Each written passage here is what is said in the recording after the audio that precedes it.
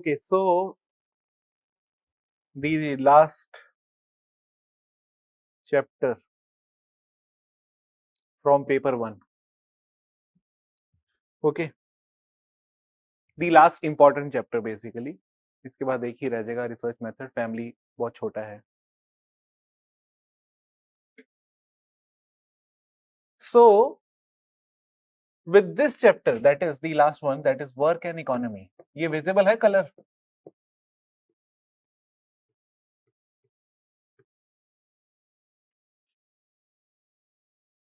ठीक है, ठीक. Work and economy.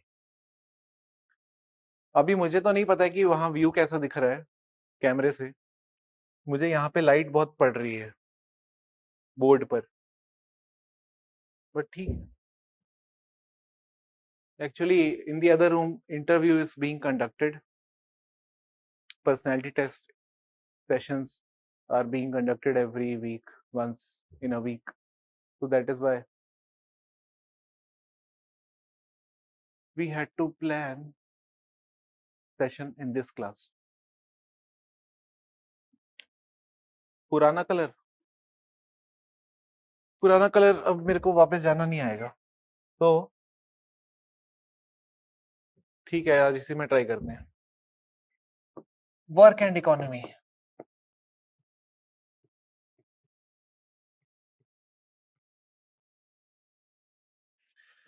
The question is, why a sociologist should be interested in studying work and economy? Because when we look at this topic prima facie, it seems it should be a domain of economist. But that is not the case, because what we consider as work is highly social construction.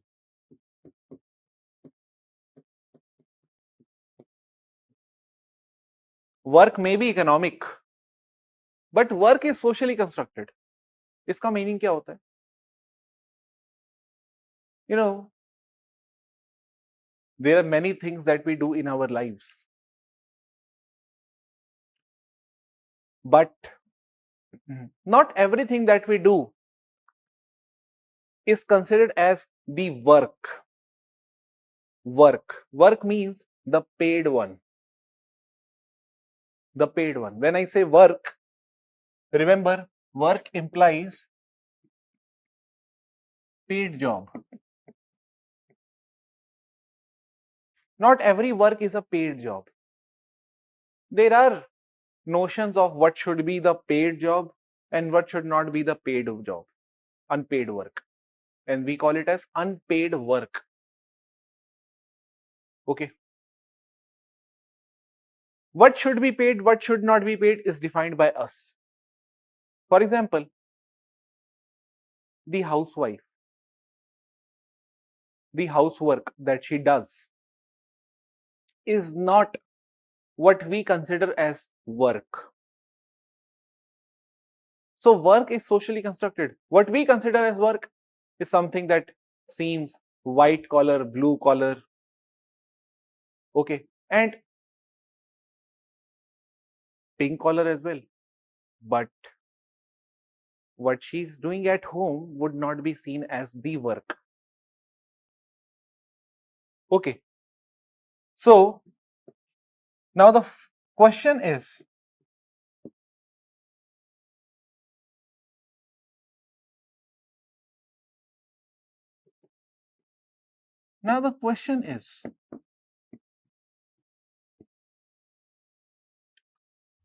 first I'll talk on theoretical lines. When I look at this concept called as work, it reminds me of the classical scholars. They are one of the first ones to reflect theoretically on the concept of work. When I look into the readings of Durkheim, I feel Durkheim had already reflected on the work, the changing notion of work, and the changing notion of economy way back in 1890s in his classical work Division of Labor. In that book, Division of Labor, Durkheim, if you remember, Durkheim talked about division of labor as a moral force, and he believed that unfortunately this division of labor has took on an abnormal form during the economic phase.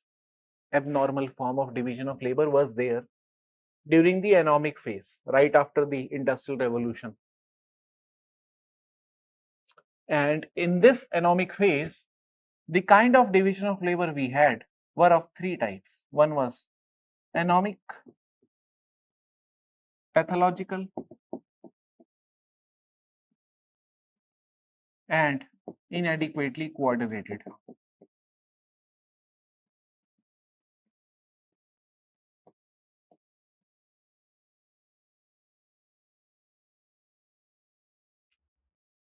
And he believed that after a certain period of time, we will get over this abnormal division of labor and we will restore the normal division of labor. So when we read Durkheim through the lens of this unit work and economy, we see that Durkheim is actually talking about economic form of work developing, pathological form of work developing, and the work which has no coordination. And therefore, economy is in shambles. And with state, the support of state, bodies like registered bodies, cooperative bodies, associations, this disequilibrium will be restored, will be normalized, and we will have equilibrium in the form of normal division of labor. Okay. Secondly, when we look into this unit,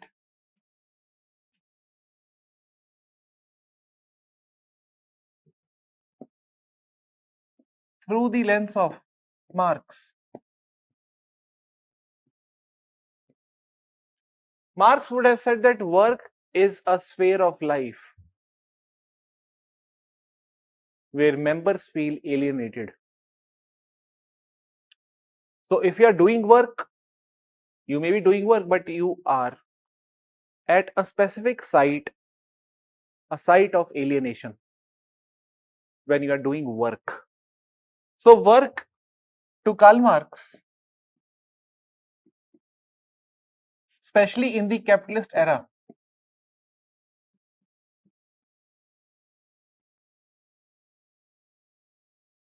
was a site of alienation.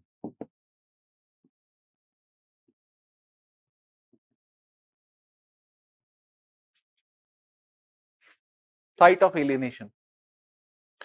Why? Because when you do work, what kind of work you do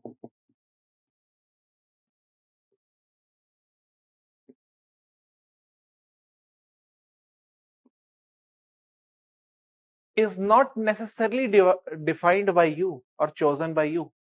What kind of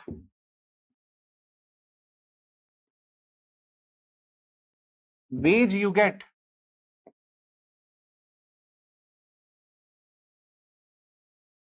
again is not decided by you. And the working hours are also not decided by you. So work is a site of alienation.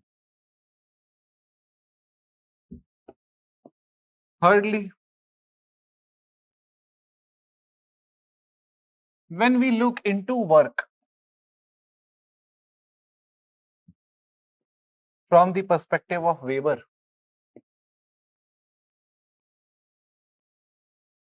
So Weber, in reference to work, would have talked about the rise of bureaucracy. Bureaucracy, according to Weber, is an organization that has been there and is made possible only to achieve its task in the most efficient, calculable, calculable manner. Okay. So according to Weber, work takes on bureaucratization.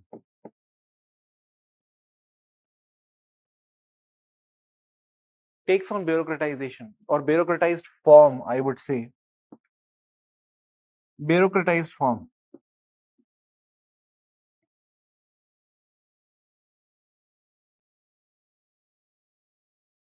Bureaucratized form, which means that how are you going to be recruited?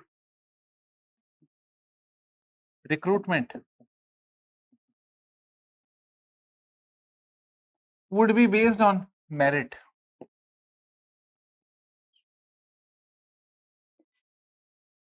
Recruitment would be based on merit and written rules.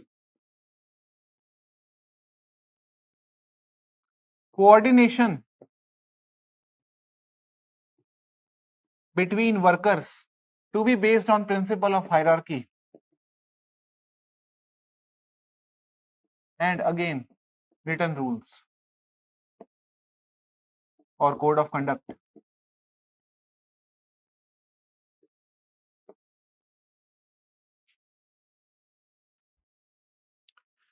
And hierarchy implied chain of commands.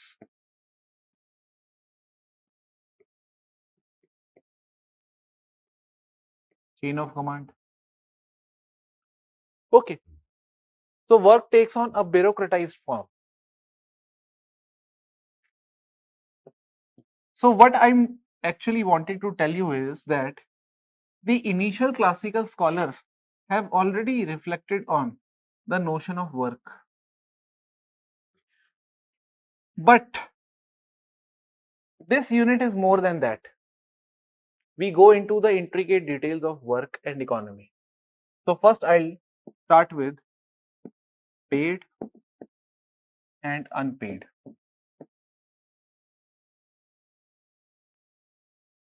Paid and unpaid. ये क्या हो गया?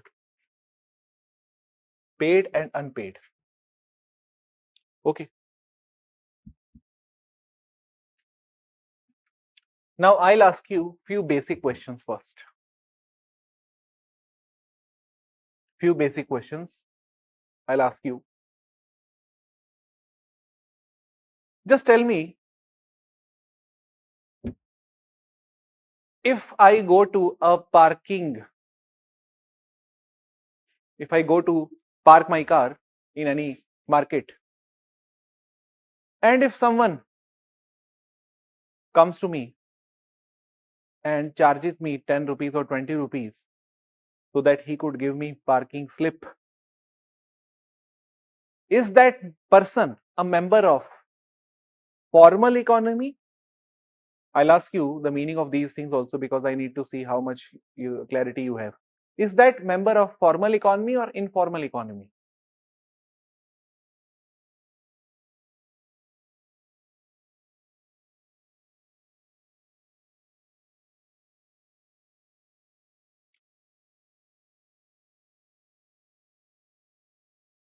I'll again repeat the question because answers are mixed. I go to a market and I park my car. A man comes to me, asks me for 20 rupees, and then he gives me parking slip. I have parking slip in my hand. Okay. Is that man member of formal economy or informal economy? Basic question. Basic. And when we start asking these kind of questions, then the division between formal and informal gets broken. You would not find any sharp differences in that case, and you would then also realize that formal informal do not exist. There is nothing like formal economy or informal economy. These are only models. These are only ideal types, okay, that we make to simplify the complex reality, which in itself is not so simple. So informal and formal are categories devised by sociologists and economists. They do not exist in the real world. You do not see formal so clearly. You do not really see sharp distinction between formal and informal. I'll tell you how. Okay, but let me first come to this aspect, paid and unpaid. You know, when we talk about paid work and when we talk about unpaid work, both are work. Okay, but this is the work that is registered in GDP, right? And within paid, also remember, within paid, there is one more distinction. What we call as formal and informal.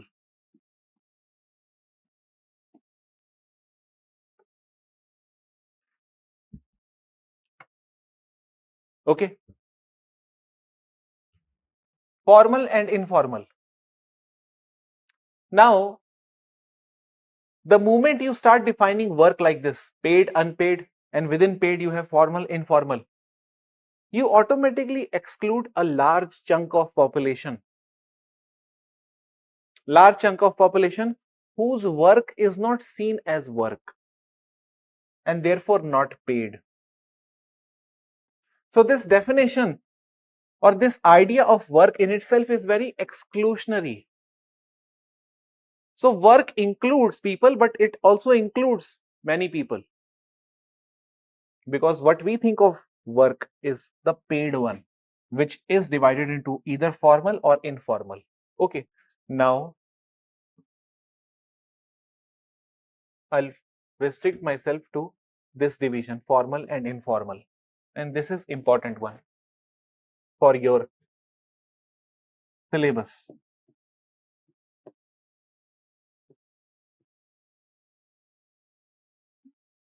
And I'll ask you multiple questions today. इधर informal लिखते हैं.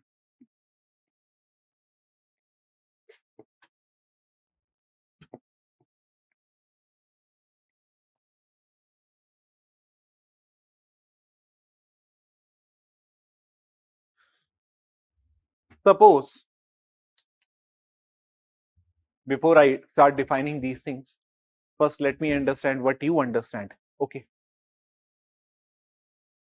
by these terms.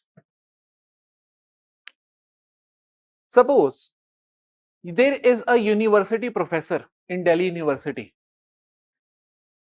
okay. This professor is a member of formal economy or informal economy? Formal. Now, I'll ask you one more question. If this professor is ad hoc professor, is this member of formal economy or informal?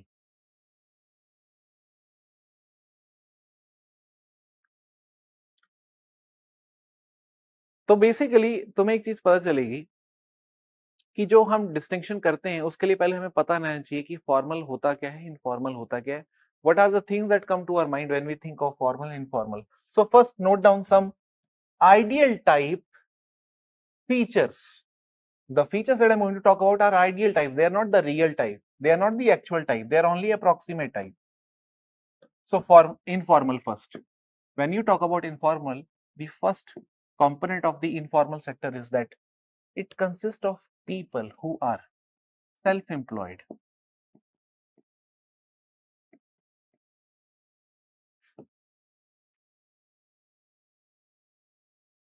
First of all, informal consists of people who are self-employed. What is the meaning of self-employment? Self-employed तो कोई भी हो सकता है. मैं कई लोगों का फेसबुक देखता हूं, उसमें लिखा होता है work at self employed. What is the meaning of self-employment?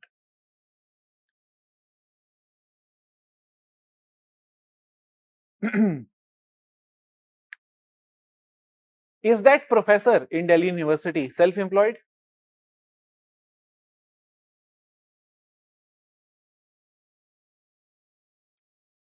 When you use this word self-employed, it connotes two meanings. There are two meanings. First, freelancer. Second, that you own a business.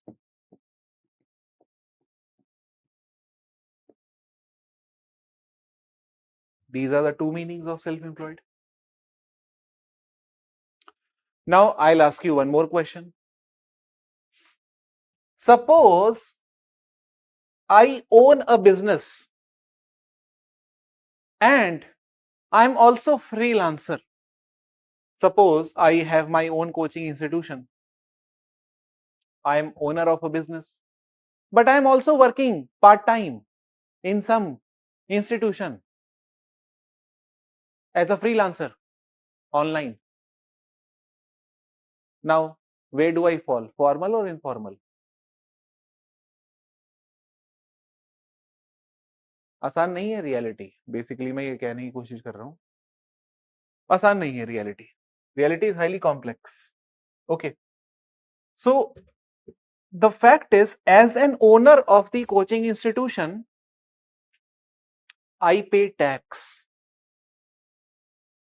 As an owner of the coaching institution, I pay tax. And if I'm paying tax, then why should be I part of informal? Anyhow, let me first write down all the points, then I'll discuss these things. Self-employed, then second is wage employed.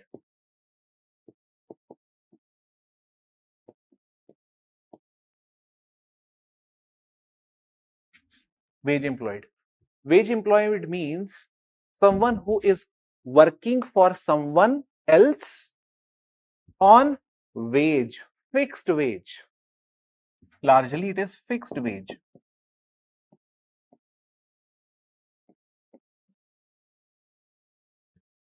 If I am working with a company that is giving me every month 10 rupees, then I am wage employed.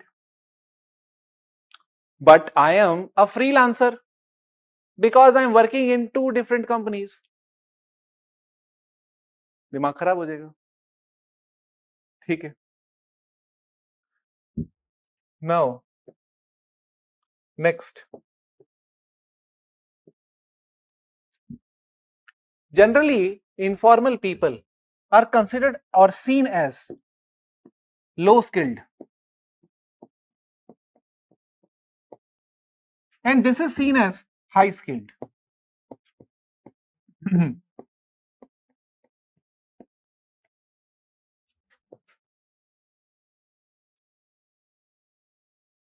Low skilled, high skilled. But then one more question comes. Suppose I am a farmer.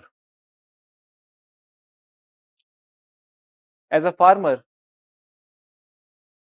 I have certain skills to produce crop. Okay, to produce good yield of crop. I know which fertilizers are to be used for this soil. I am educated that way. I'm not putting random fertilizer on that random soil. I know how much of the proportion has to be maintained for a proper yield or proper productivity from that soil. And secondly, there is another man who is an engineer passed out from IIT. Which of them is high skilled? You tell me.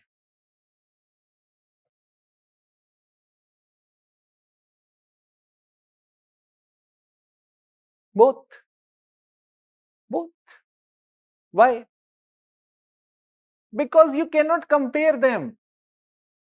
Engineer is skilled in his field, and that engineer does not know anything about productivity from the soil, how to how to use which fertilizer to be used in which soil.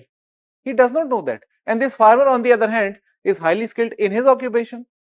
He does not know that computer programming or different languages. By both are different skills. How would you say one is low and one is high? You cannot. You cannot compare. But ये मैं आपको बता रहा हूँ कि ऐसे generally we classify low skilled, high skilled, and this, and with these kind of complexity comes the the real challenges. Now,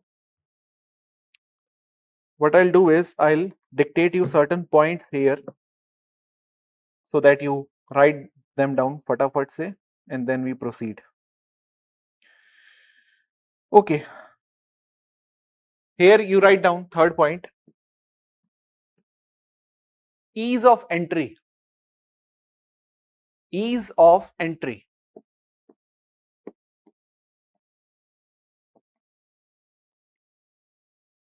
Okay.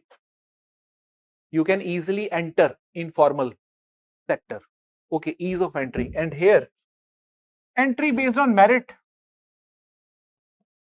and therefore not easy. Merit and rules, therefore it is not easy. Okay. But the fact is, neither it is so easy to enter informal sector, nor it is so difficult to enter formal. Okay. So what I'm doing is, first I'm writing down the typical features of the ideal type of formal and informal, and then I'm also introducing you to the complex reality that is out there. Okay. The fourth point.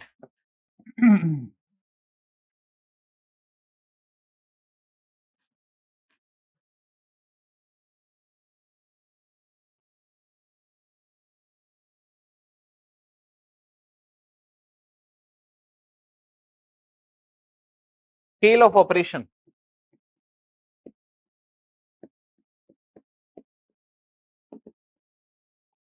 Micro to small. And here, the scale of operation is medium to large.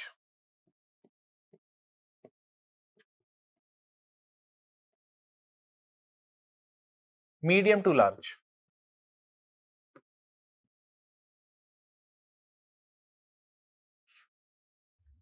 Okay.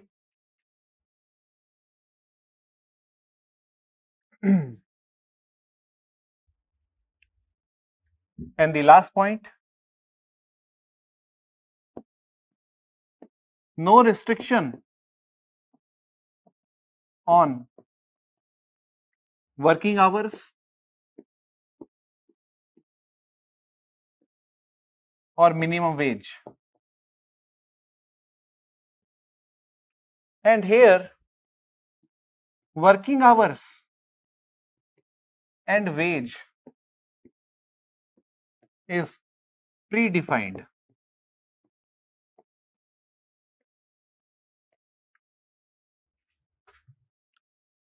Predefined. And other than wage, you also get social security.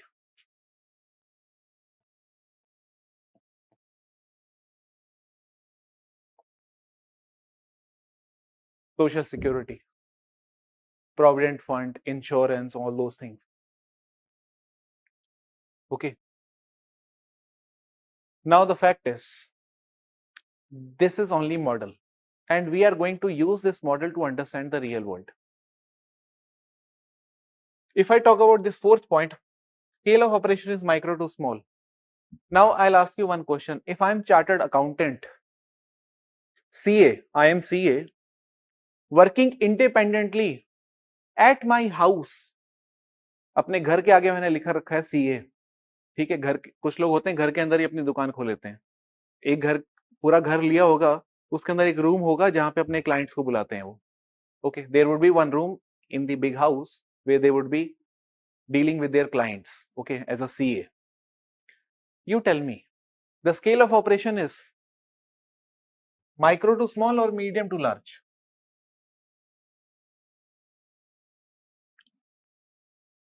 Scale of operation is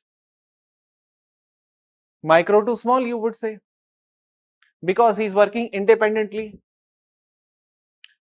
at his home, in his room, dealing with multiple clients. But just think like this, if he has to deal with 100 clients every day, can you really say that scale of operation is small? And on the other hand, there is one organization which deals with 10 to 20 clients every day, and that is seen as the medium to large. So you would see that these are only going to serve as models. There is no absolute reality in these models. Okay. No restriction on working hours or minimum wage.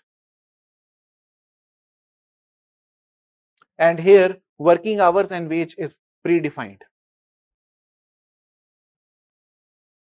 The fact is, even in the formal sector, the working hours and wage is not fixed. Even in the formal sector. Okay. But you will remember these, and this definition or this classification is generally given by a scholar called as Keith Hart.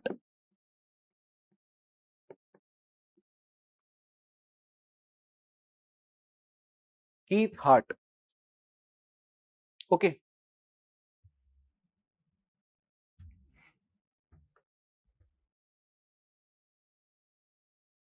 Now, the next aspect of this model, which is what exactly is informal and what exactly is formal. There is one person, Sharad Bhaumik.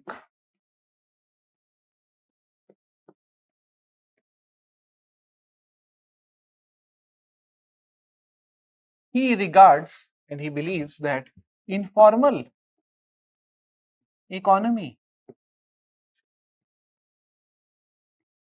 is of two types. First, informal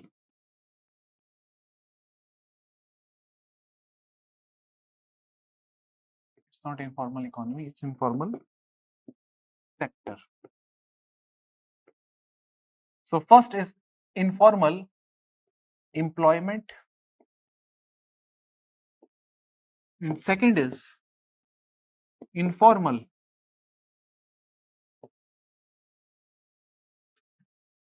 economy. These are the two different divisions within informal sector: informal employment and informal economy. Okay.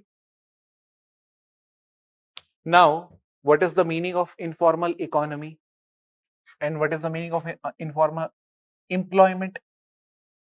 Informal economy includes anything that is unregistered,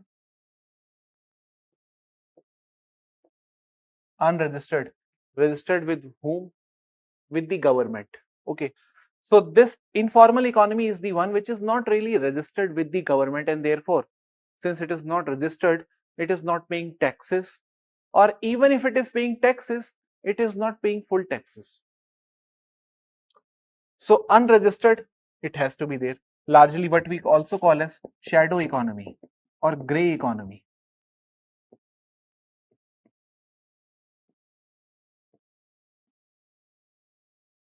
Gray economy. On the other hand, what is informal employment? See, informal employment exists everywhere, even in the formal sector. For example, a university, Delhi University, is a part of formal economy. But in this formal economy, we have informal employments, many. Just think like this, in a department of sociology at Delhi School of Economics, near canteen, there is a shop known for Xerox photostat. Okay. In that shop, there are 2 or 3 members who are involved in Xerox of different books every day. That is how they make their livelihood possible. But they are not given social security. They are not there on fixed payment. They will earn according to the amount of work they have, according to the amount of Xerox they have to produce. They are not. They are given accommodation by Delhi University, by the way, but they are not given any kind of social security or fixed wage by the Delhi University or Department of Sociology or Economics. So you see informal employment within the formal economy or within the formal sector. So what are the examples that I'm going to use here? Street vendors.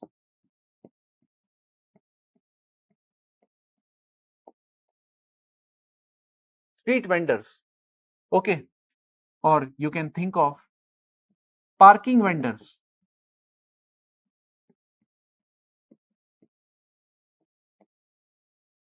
Sex workers. Drug peddlers.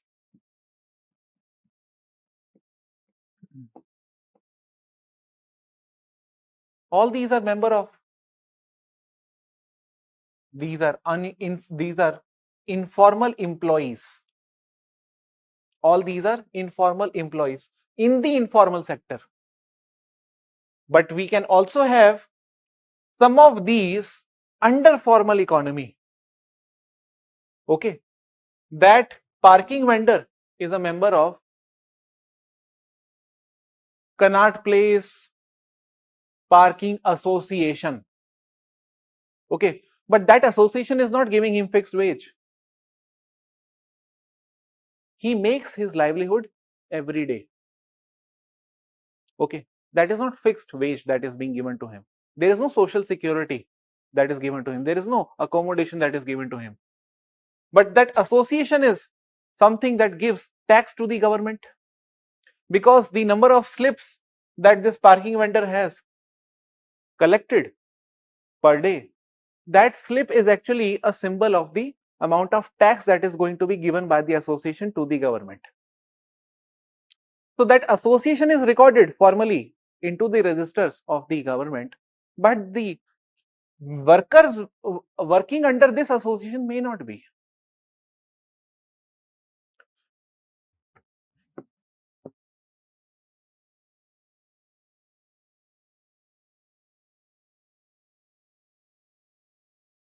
Now,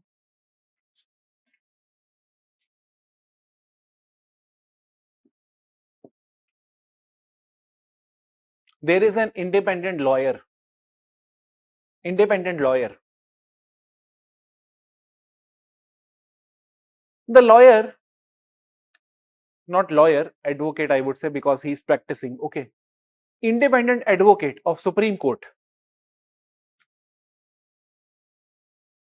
who has set up at his house. You must have seen many residences where you see the nameplate of lawyer at the front gate. Okay. They are largely working independently. Some of them are also members of association, some lawyer association, okay, some professional association. But some of them work independently as well.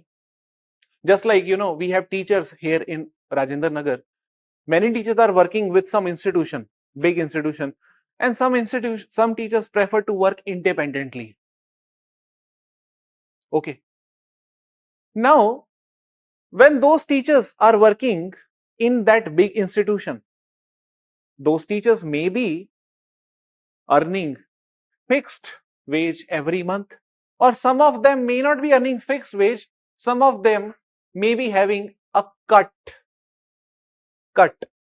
They may be on share basis, or some of them may be working per hour. Here in Rajendra Nagar, you would see hierarchy, even in the teachers. Some would be working per hour. Some would be working, per month. That is wage employed. It would appear as wage employed. Okay, some would be working on the basis of share. All are teachers, and all are working in the same organization. So would you say that all are part of formal economy? No. Only some who are wage employed, that is given monthly income that is fixed annually, and who are regular taxpayer that way, they are seen as the member of formal economy. But the other two who are working per hour or working on share, they may not be seen, although they may be working more, they may be earning more than this man who is working or who is getting monthly fix, but still they would not be part of formal economy. Okay, so you can have informal employment within formal economy, and you can also have formal employment within informal setup. You can have formal employment within informal setup. I'll ask you two more questions now. There is a pawn shop. There is a pawn shop. The name of pawn shop is Girdhari. Girdhari Lal. Panwala. Okay. Now this pawn shop Girdhari Lal is in a mall. This shop is located in a mall. Okay. The name of mall is Ambience Mall.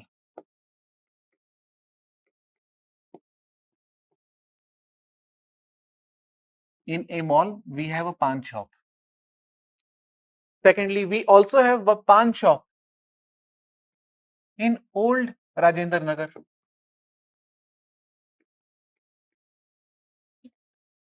ORN. Okay. Which is not working under a mall or with a mall, but working independently. Independently. That means it is having its own shop along with the restaurants. And then there is one more pawn shop,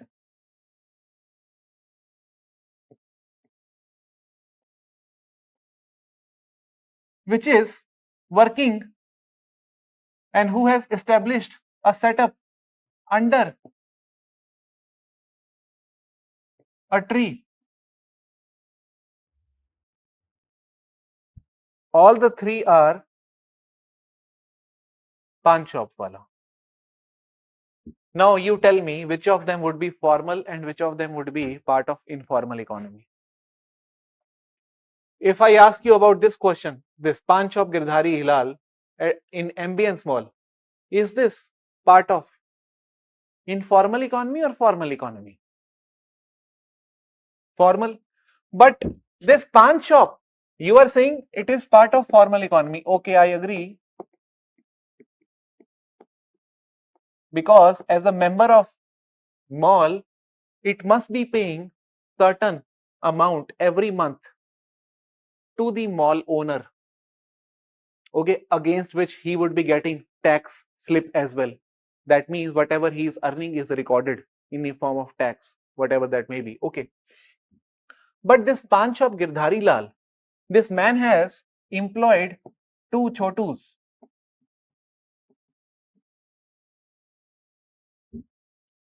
Two kids who are under 16 or who may be even 20-year-old. So this shop per se is a part of formal economy. This man himself, Girdhari Lal, is a part of formal economy, but these two chotus are not member of formal economy. They are part of informal setup. And that is what Sharad Bhaumik would say, informal employment in the formal economy. Okay. Similarly here, pawn shop in ORM. It is also registered, but he must also have employed some 2-3 helpers to assist the customers. Again, those 2-3 helpers in this pawn shop at ORN, these 2-3 helpers would be part of informal economy in the formal setup, in the formal economy, because the pawn shop is regularly paying monthly rent or wage, whatever that may be, that would be fixed, and against which he would be getting a slip. And in case he is not getting any form of slip, the students who are living here in Old Rajendra, every month they are paying rent to their landlords every month. But that rent is already predefined and there is a legal agreement. That is why you share a legal agreement with the broker, and then there is some third party involved, whatever that may be. But that is already a part of formal economy. That is being recorded. That is there. Okay. Now this pawn shop under the tree is not registered, and therefore even the owner of this pawn shop under the tree, working at a very small scale, is not a member of formal economy, nor his shop is registered, and therefore, and because mainly because he is not paying taxes regularly, or he is not collecting any evidence, or he is not making any record of the transactions. If I go to this pawn shop wala, if I ask him for toffee or cigarette, I would give him 20 rupees, but he is not going to maintain record of this or officially record all this data in computer, because he is not going to give tax on these things. This is going to be there with him. Okay. The cash transaction that was involved, against which you did not get any form of slip, is also part of informal transaction. And therefore, every time you ride on a rickshaw, every time you ride auto rickshaw, you are already a member of informal economy, even though you may be a formal worker in some formal setup. So formal informal is a continuum. Formal informal, remember, this is a continuum.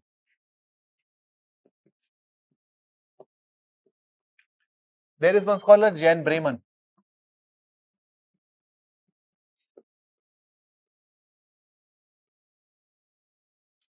He believed that formal informal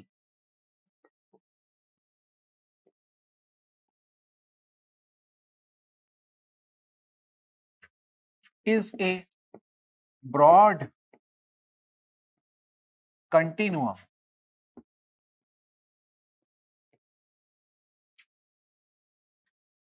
in which the members move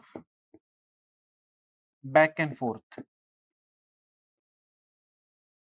or to and fro.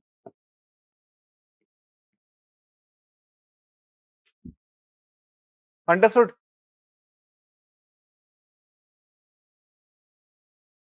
यहाँ तक कोई doubt है तो पूछ लो.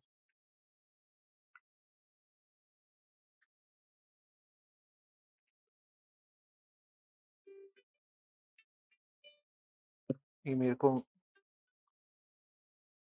Notification आ रहा है उनकी class का.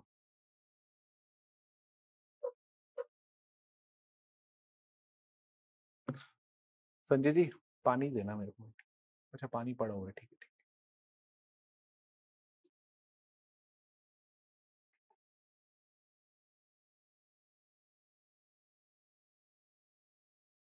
Okay, acha.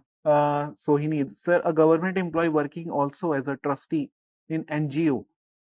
Will the person fall under informal economy? No. So it depends now.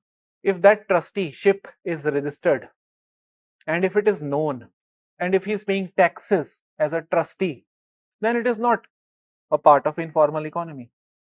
Okay. Suppose I am an officer, a government officer.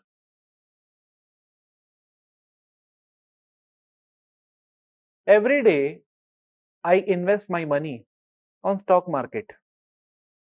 As a government officer, I am investing my money also in stock market. Every investment that I'm making on stock market is registered. I have Aadhaar card, I have Demat account. Everything is known, everything is recorded with the government. The kind of shares that I'm buying is also known to SEBI.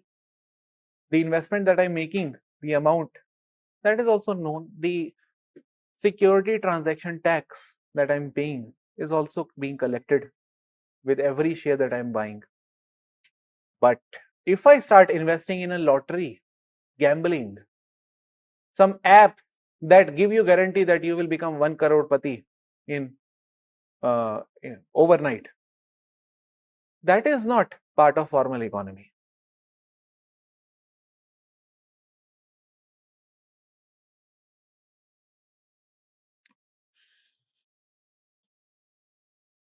Adarsh Gupta. Sir, per hour teacher in Rajendranagar will also file tax. Then why? No, no, no. I am not saying that they would not file tax. They would definitely file tax, but they would not be recorded as wage employee. That would be like freelancing, because when you are working when you are working per hour, na, you are working not at one place. When you are working per hour, you are working at many places. Okay. And that is why you don't want to be associated with one specific organization.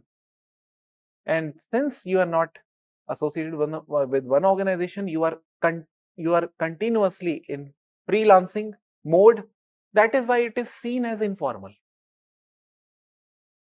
And one more thing you need to remember, that to call an employee as informal or formal would be very absurd. That is why I said that these would be only models. There are members who pay tax, still they fall under informal sector. Informal sector consists of 90% of the workforce of India. Not that they do not pay tax, many of them do, but still they are seen as member of informal sector because they are not registered with the government, or they are not covered under social security net. Even if they are covered under social security net, still they are seen as member of informal sector. Now why these problems exist, this is what I'm going to tell you. Are freelancers always informal? No, not necessarily. उसमें भी कुछ necessary वो बात नहीं है. अगर freelancer wage employed है, fixed है, but fixed होके भी वो 2-3 जगह काम कर रहा है. Okay, see, just think like this ना. Suppose I am wage employed, I am given fixed amount. Okay, but other than this fixed amount, I am also doing something else at some other place that is not known, and that is something that I'm not paying tax against. Okay, I may be doing that, but so it would be difficult for any person to locate me in the continuum of formal informal. I mean, I would be like moving to and fro in this continuum. There is no strict demarcation. Okay. Now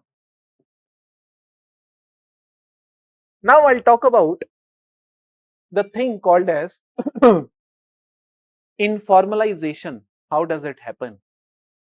How formal members become informal, or how the world is actually getting informalized day by day, every day. If you look into the direction of the societies, the kind of advancements that we as society have achieved, you would also see that in terms of economy, the larger pattern is towards increased degree of informalization. See, till 80s and 90s, what we used to see was that there was a formal sector,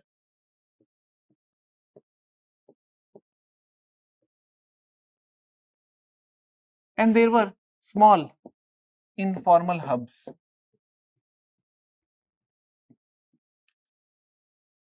Formal sector, small informal hubs, which were assisting the formal sector in their growth, in its growth. You know, formal actually helps the informal actually helps the formal. How? मैं आपको एक छोटा सा example देता हूं. For example, McDonald would be seen as part of formal economy. Okay. But not all the workers in the McDonald would be seen as part of formal economy. Some of them would be contractual, part-time workers, okay, who may not be even earning that much that they would be paying tax against. Okay, they may not be even falling under the tax bracket, any sort of tax bracket. Okay, and therefore informal. Mainly either they are part-time worker or maybe they are contractual worker. They are looking for flexible jobs, or maybe they are not so educated, that is why they could get that much income only. There could be many factors. But this McDonald as a firm is also, remember this, any firm also has to outsource many of its services to some other organization. The buns that McDonald makes, that buns are outsourced to some other organization. The things that it procure like vegetables, chips, it is outsourced to farmers, an association of farmers. The kind of chips, a specific brand, a specific category or specific species of potato is being used in the processing of that fries that McDonald make. It is a specific kind of potato, and therefore it has outsourced that thing to a specific group of farmers or specific association, and that association may be informal. The farmers who are producing potato selling to McDonald through intermediaries, those farmers fall under informal sector. And the McD is formal. The farmers who are producing, जो हम चीज डलवाते हैं, extra चीज, वो चीज कहां से आता है? मिल्क से आता है. मिल्क की प्रोसेसिंग करने के लिए कहां तक गया होगा मैकडॉनल्ड? तुम सोच ले, ग्लोबल वैल्यू चेन है ये, global value chain. I mean assembly line जैसा एक कॉन्सेप्ट होता था एक टाइम पे, industrial revolution, when we had industrial revolution, assembly line was localized under the factory. But today you see assembly line all over the world. It's like a long chain of assembly. A worker in the US is connected to a farmer in the India, and that is how that long global value chain of import export is actually helping them integrate with each other, creating a strong force of division of labor, that is interdependency amongst them. But one of them is a member of informal sector, and the other one who is procuring those things, the raw fruits or vegetables or milk or anything like that, is a member of formal sector. So therefore you would see informal sector assist the formal. Okay. Now this was what we had till 80s and 90s, but 2000 onward, what happened? The formal sector should have actually gotten expanded, but it actually got contracted. And these informal sector should have vanished, but these have actually expanded.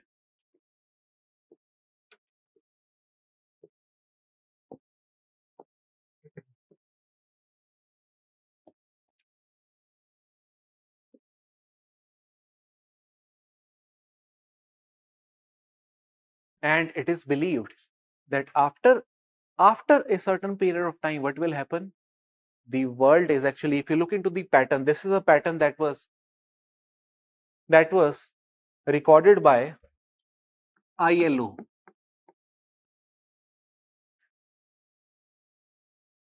International Labour Organization, ILO. Till 80s we had formal sector like this, informal like this. But today formal is contracting, informal is expanding, and therefore what can we see is nothing but a pattern. There is a pattern. The pattern is that of informalization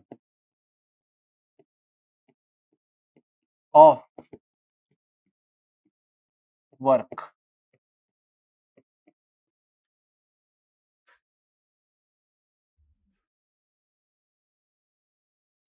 There is a pattern called as informalization of work. The question is, what exactly happened in 2000 or what exactly happened after 90s that we are seeing more and more informalization? Can anybody answer this?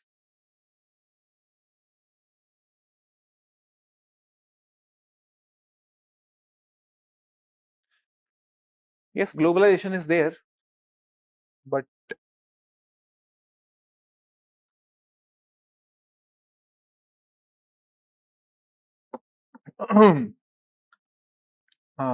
Rupan, you were close. Close. Okay. Instead of internet, you should say service sector. The expansion of service sector, actually. Okay. So, what happened?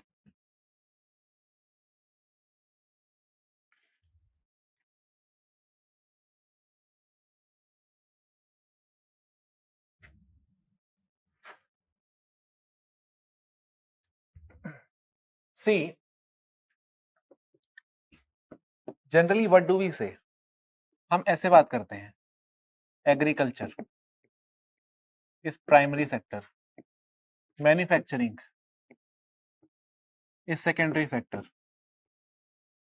And then we have services that we see as tertiary sector. Okay.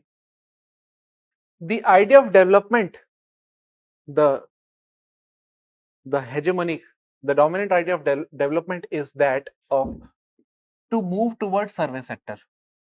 Okay. This is what the idea of development is, that if you are stuck in the agrarian setup, you are not developed. If you are moving towards this, you are getting developed. This is what we think.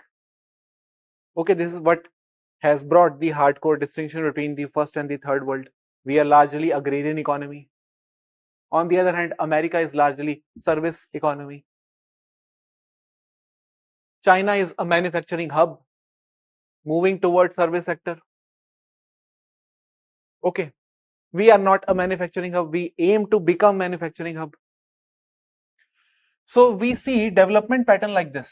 So what I was trying to tell you is that as we are moving towards service sector, more and more we are getting informalized.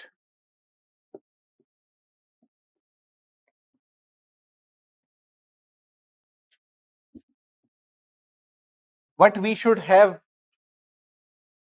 been, we should have had a formalized economy, and we should have been aiming towards formalization of work. But what we are witnessing is informalization of work gradually as we are moving towards service sector. Why? The question is why. So there are 4 factors involved. First, flexibilization of work.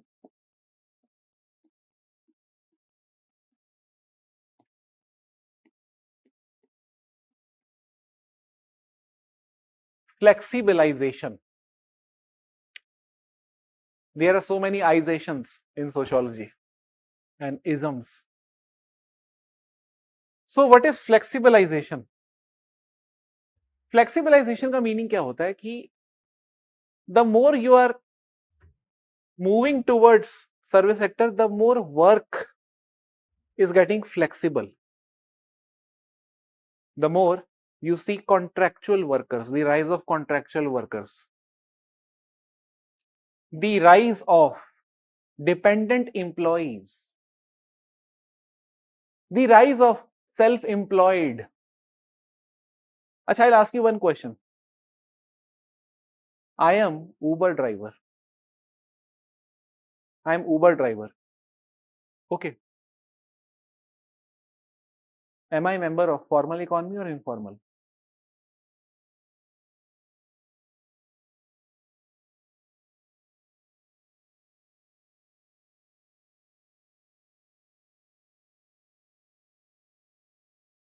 Array, my job is highly informal.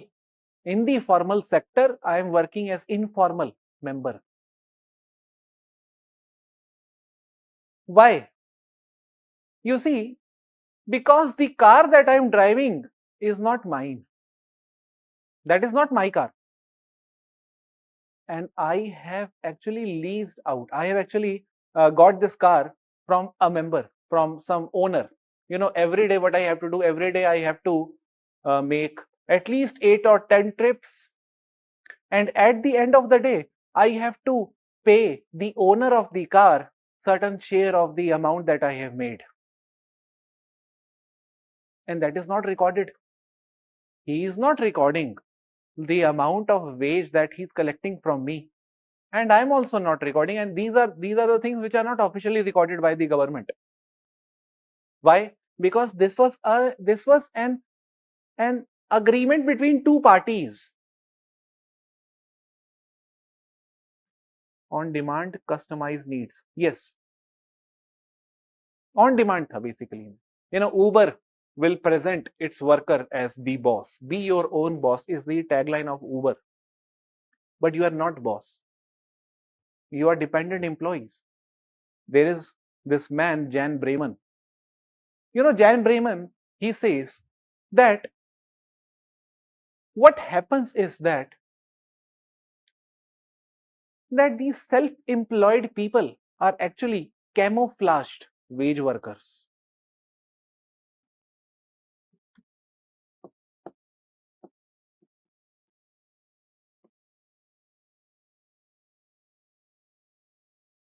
People, for example, Uber drivers are camouflaged wage workers.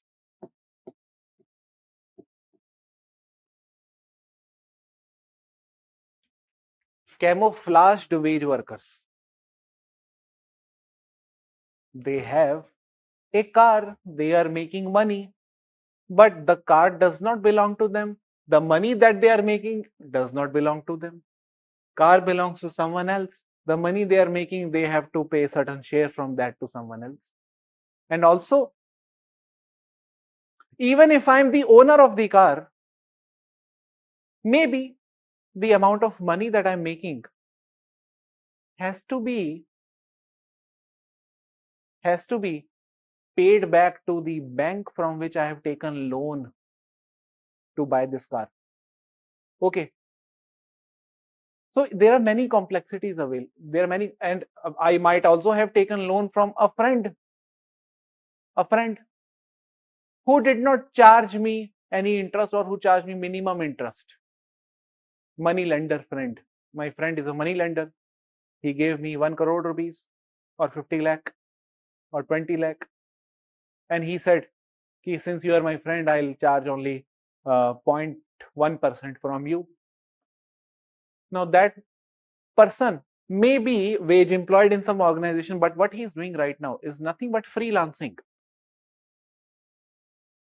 So you would see there is a lot of complexity involved in the real social world.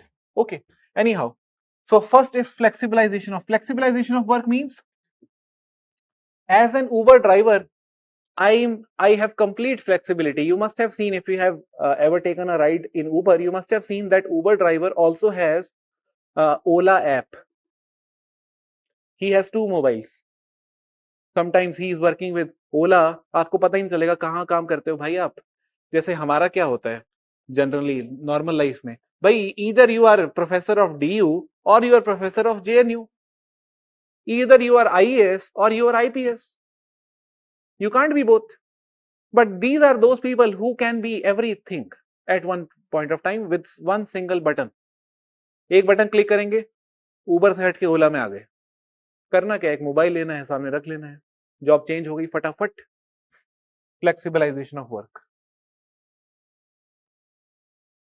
And Uber also tells them, Uber does not tell them that you have to work for 10 hours.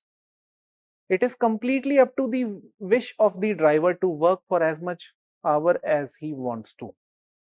It is completely up to him. He might have set certain target for himself that he needs to achieve by the end of night. If he has completed this target with two rides, with two very long rides that he got fortunately from Delhi to Gurgaon or Jaipur, something like that, then he does not need to work for long time, or he does not need to make what would I say 10 trips or 8 trips. क्या पता 2 ही trip में उसका पैसा बन गया. Okay, flexibilization of work. Secondly, what else do we mean by flexibilization of work? You see women, largely you would find them as part-time members, since they have to look after the child or the elderly, or they have to look after the family work as well. So they would be looking for a job that would give them enough freedom to balance or to juggle between the work duty and the family duty. And when they are looking for part-time jobs or the flexible jobs, they are automatically becoming a member of informal setup. And this flexibility and part-time is the result of growing service sector. Why? Because as service sector grows, you get multiple opportunities to provide your services according to your wish. You can work from your home from 10 a.m. to 12 a.m. according to your wish, or even from 4 p.m. to 6 p.m. I may be working at some place from like this 2 to 5 p.m. Maybe somewhere else I'm also working 7 to 8 part time. This has happened only because of service sector. Understood? So flexibilization of work is highly responsible for the increasing informalization. Second, globalization.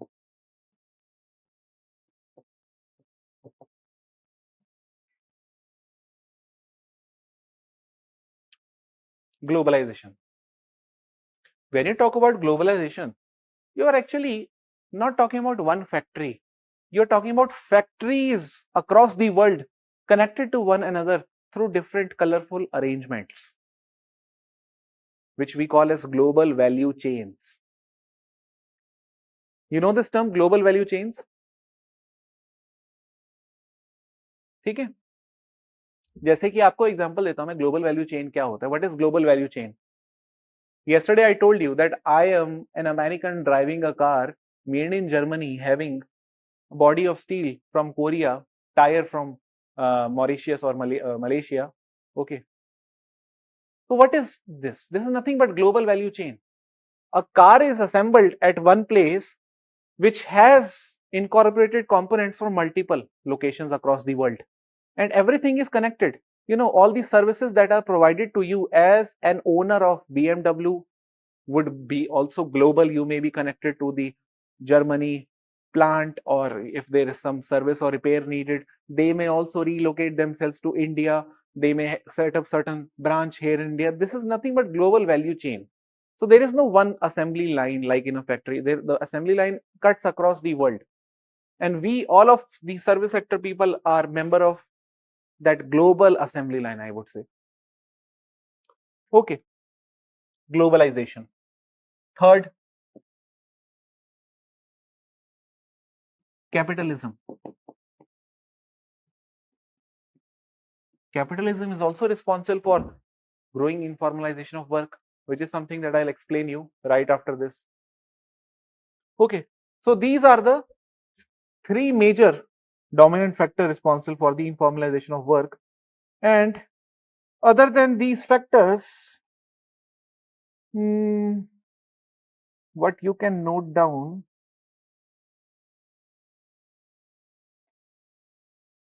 just a second.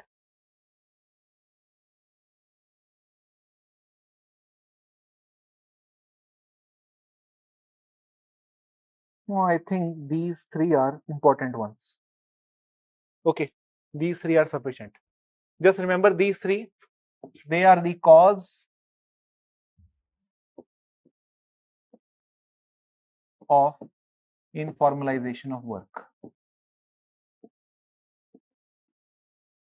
Now I'll explain you these. First, I'll start with capitalism. Okay. Capitalism. Cause. Effect. Informalization of work. The question is how? Note down first point.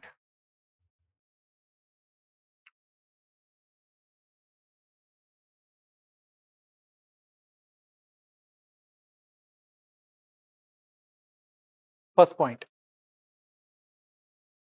That is the classical one that we know already. Law of capital accumulation.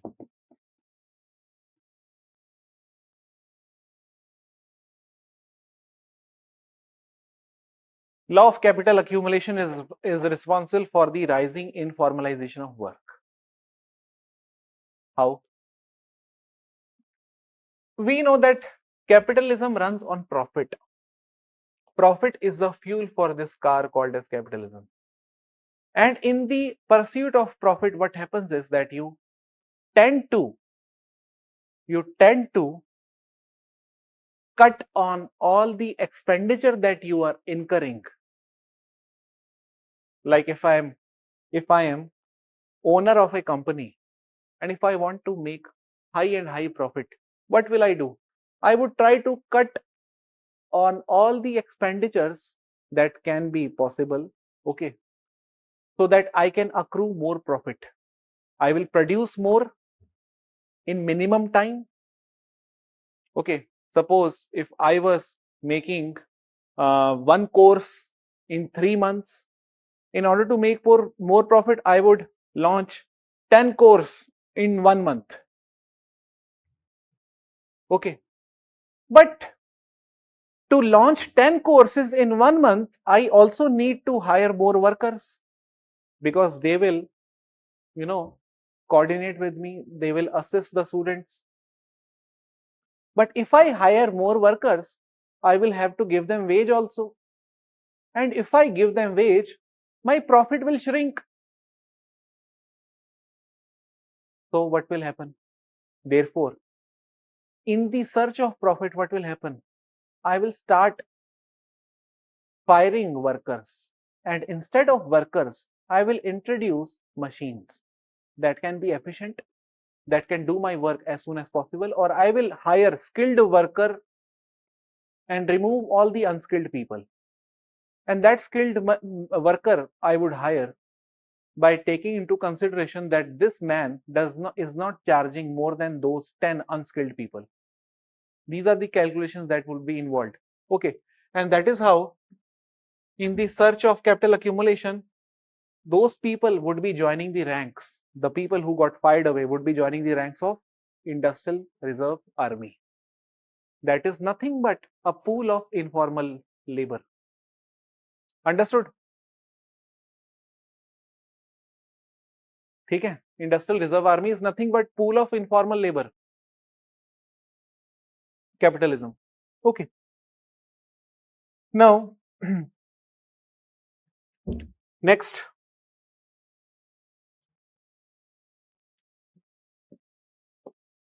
flexibilization of production.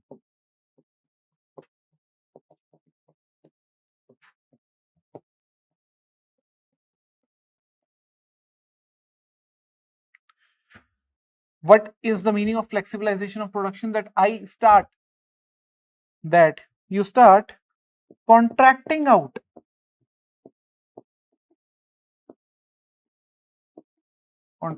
of work.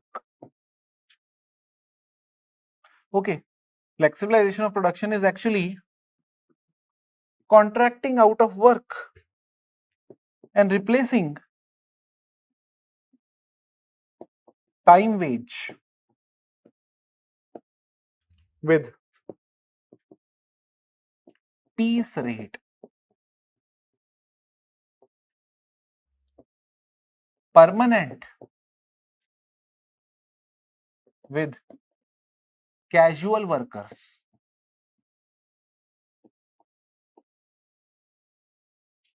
This again results in informalization. Flexibilization of production implies contracting out your work to someone, replacing the time wage with piece rate,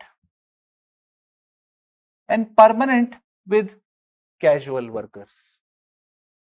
What is the meaning of piece rate? Piece rate means you are getting paid according to a job that you are doing. Piece rate. Okay. आपने एक project complete किया, उसका आपको पैसा मिल गया. ऐसा monthly कुछ नहीं है. According to the number of task that you have finished, just like Uber में होता है. ऊबर में जितने राइड्स आप कंप्लीट करोगे वो पीस रेट जॉब है. That is what piece rate job is. Swiggy delivery वाले जो होते हैं, खाना जो हमें पहुंचाते हैं, जोमेटो वाले, ठीक है, ये सब पीस रेट वाले लोग हैं. Because they are earning according to the number of deliveries or according to the number of rides that they have completed. Piece rate, not time wage. They are not earning per hour. According to the number of tasks they have completed, that is what they are earning. Okay. Next is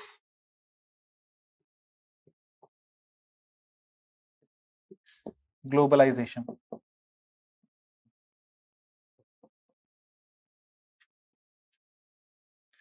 Globalization and capitalism are also interlinked to each other. Globalization and capitalism are also interlinked to each other. How? See what happens. In order to attract customers, what would company do? We know that companies are in competition with each other because there are many companies producing similar things. In order to attract customers, what would companies do? They would cut out on the cost. They would try to make their products affordable, right? And in order to make their products affordable, they would need to hire workers who are cheap labor. Or they may even have to replace workers by machines. Largely, they would be hiring cheap labor. And where is cheap labor available? In Asia or in America? Asia, India. So either companies would start hiring Indian and Chinese people, or those companies would relocate themselves to India and China. Globalization. Globalization provides companies with cheap labors. This is what globalization has done. And when companies are provided with cheap labors, the goods would also be cheaper. Simple. Okay. Now, this is how these two are linked to each other. Okay. One more point you can add here under globalization. Write down one more point. Globalization has also led to shift from globalization also leads to shift from secure self-employment to secure self-employment to precarious self-employment. Precarious self-employment. Okay. Precarious.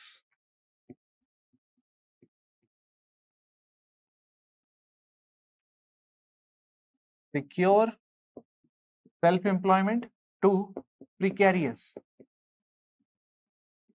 self-employment. What is the meaning of precarious? Precarious means dangerous. It simply means dangerous or vulnerable, highly vulnerable. That is what precarity. Just like we say यार, you're living in such precarity or precariat conditions. The highly vulnerable, highly unsafe or dangerous. There is one scholar guy standing.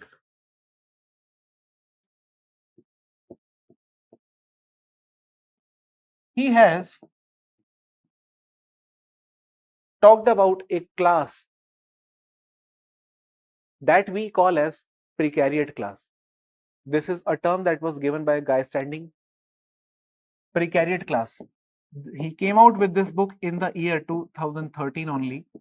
Precariat class. A new class that is rising with the ever growing flexibilization of production and globalization. A new class is rising, that is precariat class. Precariat class is the class that do not find itself permanently positioned in any organization. It is completely freelancing position. The best example is the one that I just gave you, that is Uber driver. You know, whether you talk about Uber driver or Swiggy or Amazon delivery boys, all these are members of platform economy, a new form of economy which is rising with globalization and expansion of the service sector. Because these are the kind of economies that fall under service sector. They are not manufacturing sector economy. They are not part. They are not. Uber is not manufacturing anything. Uber is simply connecting you to the driver, fulfilling needs of two different people. Okay, giving you services. Similarly, Amazon is not producing anything. Amazon is simply connecting customers with the market, delivering the goods that are produced by some brands to the customers. Airbnb is not producing anything. The same house that you own, you are renting out to someone else. You are giving out service to someone. Okay, so with the rise of flexibilization of production and globalization, we see a rise of a new class, precariat class. The people who are employed in these jobs, Amazon, Uber, these are what Guy Standing would call as members of precariat class, because their tomorrow is not certain. Every day they have to struggle with the same vigor. They are not secure about their tomorrow. Today they got 10 rights, tomorrow they may not even get one right, and this has happened a lot. We conducted when we were there in Delhi University, we conducted this survey on Uber drivers. That was my case study, and then that's how we got to know how precarious this job is. Okay, anyhow, so this was what the factor is. Now there is one more factor which is an obvious factor.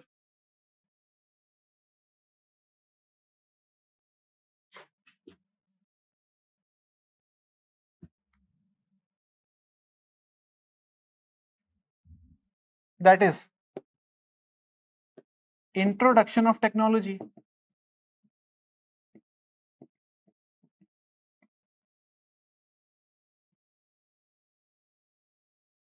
Introduction of technology can also lead to informalization of work. The more you introduce technology, the more workers are thrown away or fired, or the more workers join the ranks of reserve army. Why? And it is not only about workers. You know who is the biggest victim of the introduction of technology? What do you think? Who would be the biggest victim? A low skilled employee or high skilled employee? Who would be the biggest victim?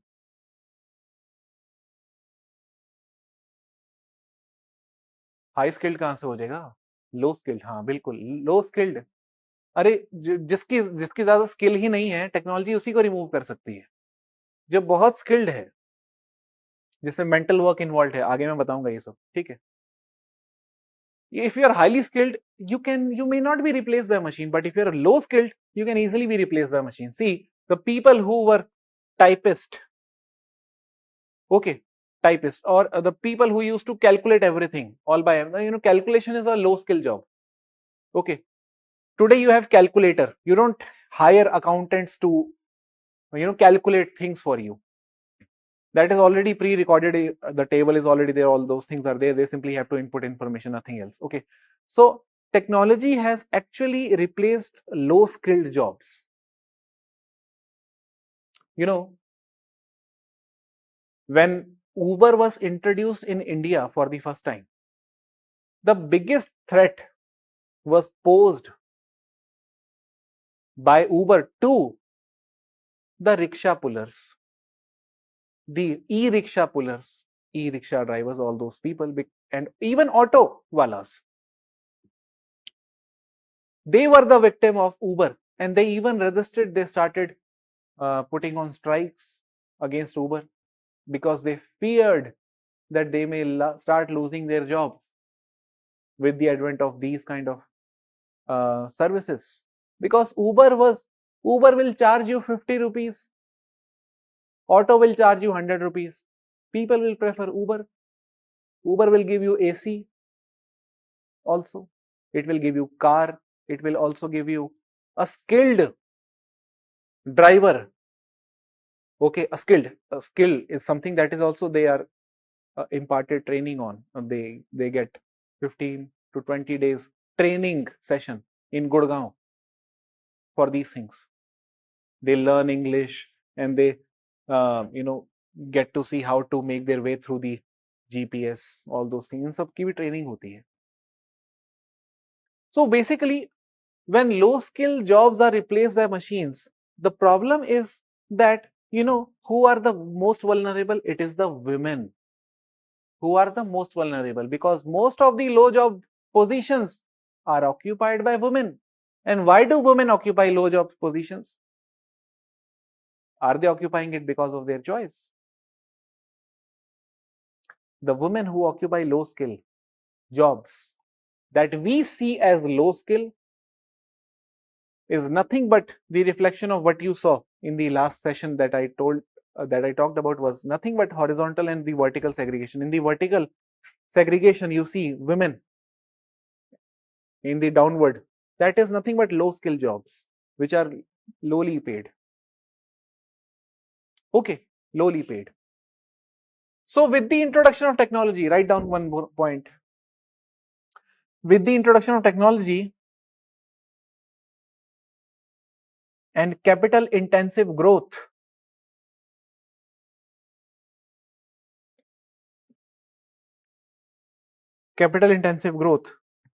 the workers are in constant race with technology and fellow workers. The workers are in constant race with technology and fellow workers to remain relevant to the employer,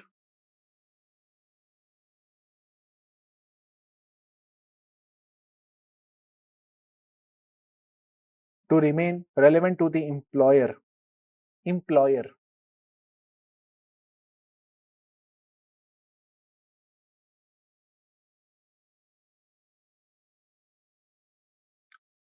and not become victim to job loss or wage cut.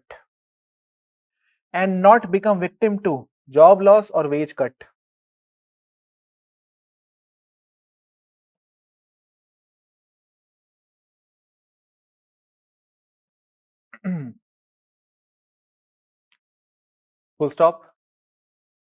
As mechanization proceeds, as mechanization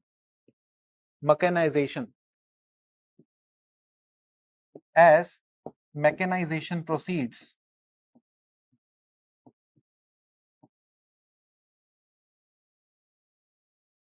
more and more people are put out of work.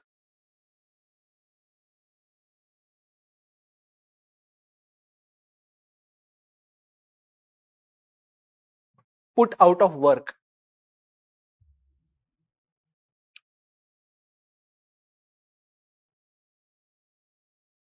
Okay, this is what the technology does. We know that generally when we talk about an economy, we talk about labor intensive sectors, capital incentive sector. Okay, even in agriculture, you see capital intensive growth happening, although it is highly labor intensive sector. But when you start seeing introduction of technology, okay, heavy machinery in agriculture, what will happen? This was the same thing that happened to women even in the green revolution. When high yielding variety seeds were introduced with heavy machinery, the victim of job loss were women, because women were employed in low skilled occupations. Women were doing winnowings or sieving or harvesting, which is highly manual kind of thing and low skill, that can be easily replaced by machines that can do cultivation, or hand picking jobs can easily be replaced by a machine. Okay, और ऐसे कई tractors हैं, आप बढ़ाते रहोगे आगे पीछे से वो उठाते रहेंगे, ऐसी मशीन्स आ गई हैं जो काम पहले वुमेन करती थी. Okay, and one more, in fact I would tell you one more point, not example तो बहुत हो गए. I'll tell you one more point which is also related to this, and you know this already. It is called as demographic factors.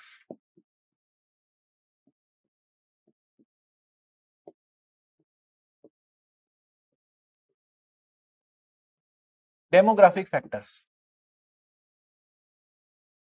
Demographic factors. Write down the issue of surplus labor.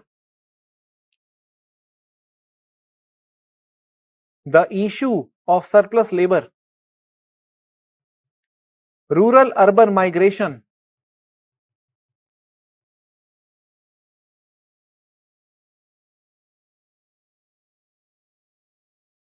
and the rate of urbanization.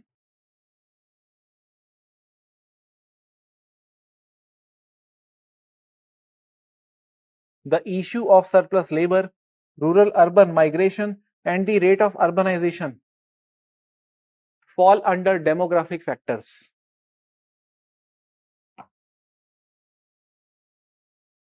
Fall under demographic factors. Okay, कैसे? कैसे? देखो क्या होता है.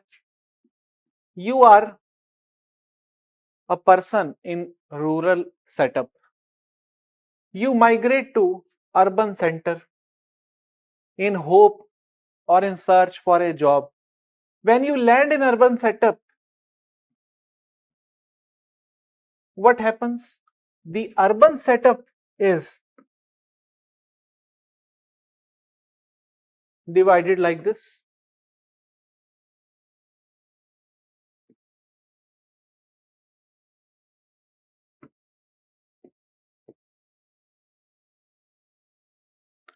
This is informal and this is formal.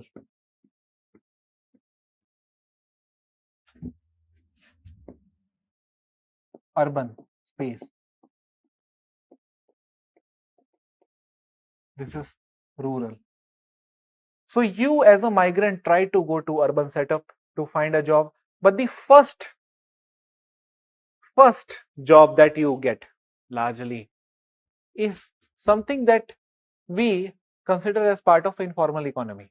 Okay, क्या होता है? वो सिक्योरिटी गार्ड बन जाते हैं, ऑटो वाले बन जाते हैं, स्ट्रीट वेंडर बन जाते हैं, छोले भटूरे का सेटअप खोल लेते हैं.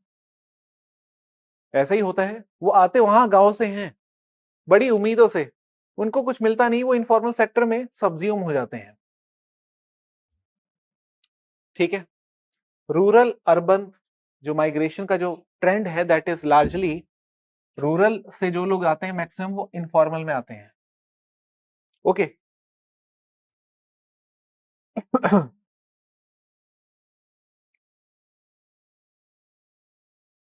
Yes.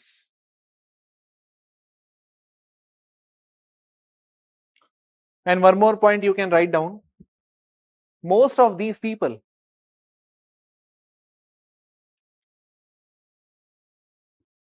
most of these migrants end up in the informal economy.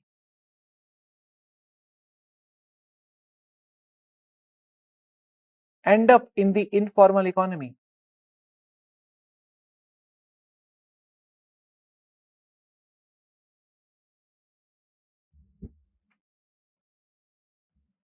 End up in the informal economy. These migrant laborers, full stop, these migrant laborers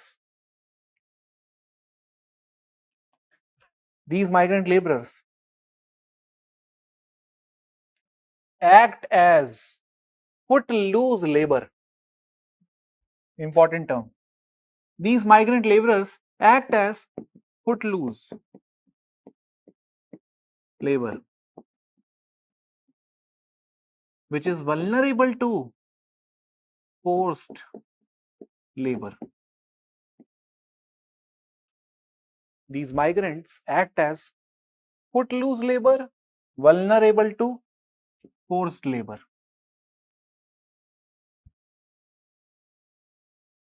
Footloose labor, vulnerable to forced labor. The question is, what is footloose labor? This term was coined by Jan Bremen. The same man, Jan Bremen. Footloose labour क्या होते हैं? जो ना टिकते नहीं है एक जगह. फुटलूज जैसे फुटलूज इंडस्ट्री होती है. फुटलूज इंडस्ट्री को कहीं पे भी बिठा दो, ठीक है, उसको रॉ मटेरियल वाली लोकेशन पे जरूरी नहीं है वो वहां जाएगी. जैसे स्टील की इंडस्ट्री आप देखोगे वही होगी जहां पे आयरन ओर मिलेगा. लेकिन कुछ इंडस्ट्री ऐसी होती है जो कहीं भी खुल सकती है, ठीक है, वो फुटलूज इंडस्ट्री होती है.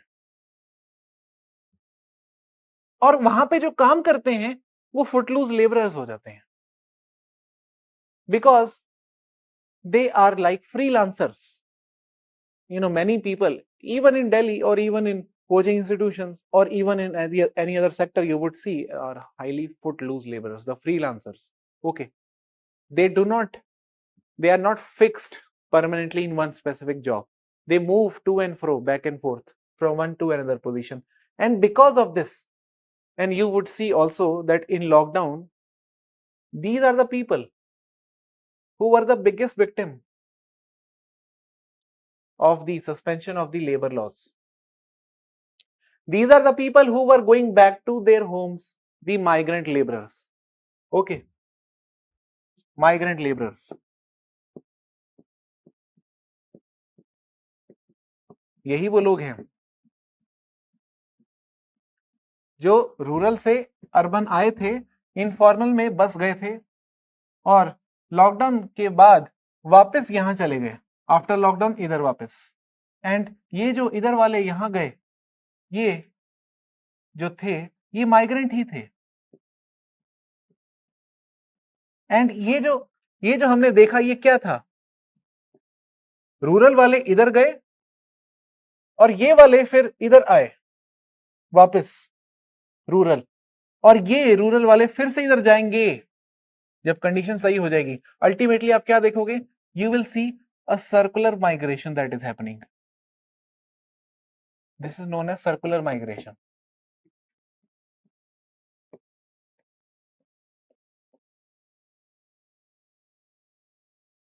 Understood?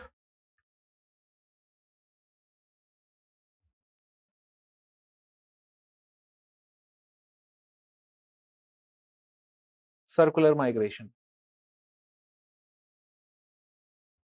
Since they are the most vulnerable ones, that is why they died while on the way back to their homes. They did not have enough food, enough savings. Saving कहां से होगी? Saving नहीं होती है informal sector में. Saving नाम की चीज नहीं होती है, ठीक है. They don't save, they consume, because they are not educated enough to save those things.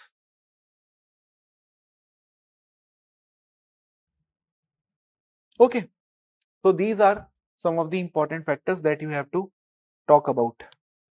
And the last factor also you can write down separately, although that is already covered, but still you can write down separately.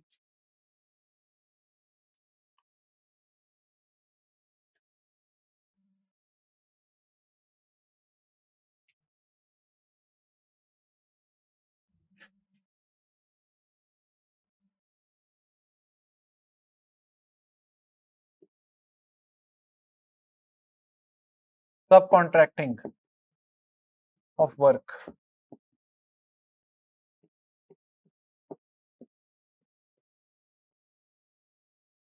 Subcontracting of work.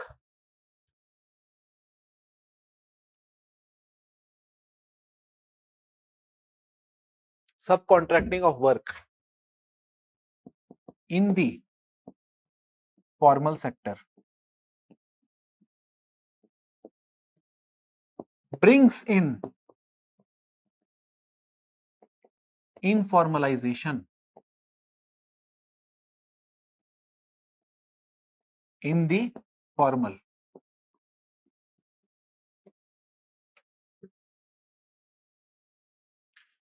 Subcontracting of work in the formal sector brings in informalization in the formal. इसका meaning क्या होता है सब contracting का? सब contracting, I am an owner of a company, okay, and I need to get a software, okay, that can help me establish a record of all the employees that I have. That has to be very unique software because I need some specific arrangements that are unique to my company in that. So I would contract it to, I would just like what we call as outsourcing, okay, I would outsource it to someone outside who I know is a friend of mine who has done these kind of things before, okay. So I'm subcontracting, and this man, my friend, will then further give contract of this job to some outsider, and those people will then again contract that work to some outsider. This is a long chain, and this long chain actually brings in informality into the formal. Understood?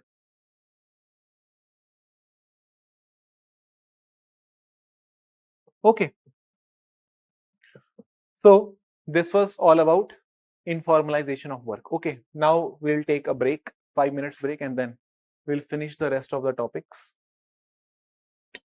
Very small unit. I'll tell you the most important things which are very important in this unit. Okay, now we will pick up speed. थोड़ा आप space पकड़ेंगे, and I'll deal with the theoretical part of this unit, work and economy. Okay, and then we will get back to the debate of informalization. Okay, and we will also see how formalization is happening. See, as far as theoretical part is concerned, I'll deal with Adam Smith,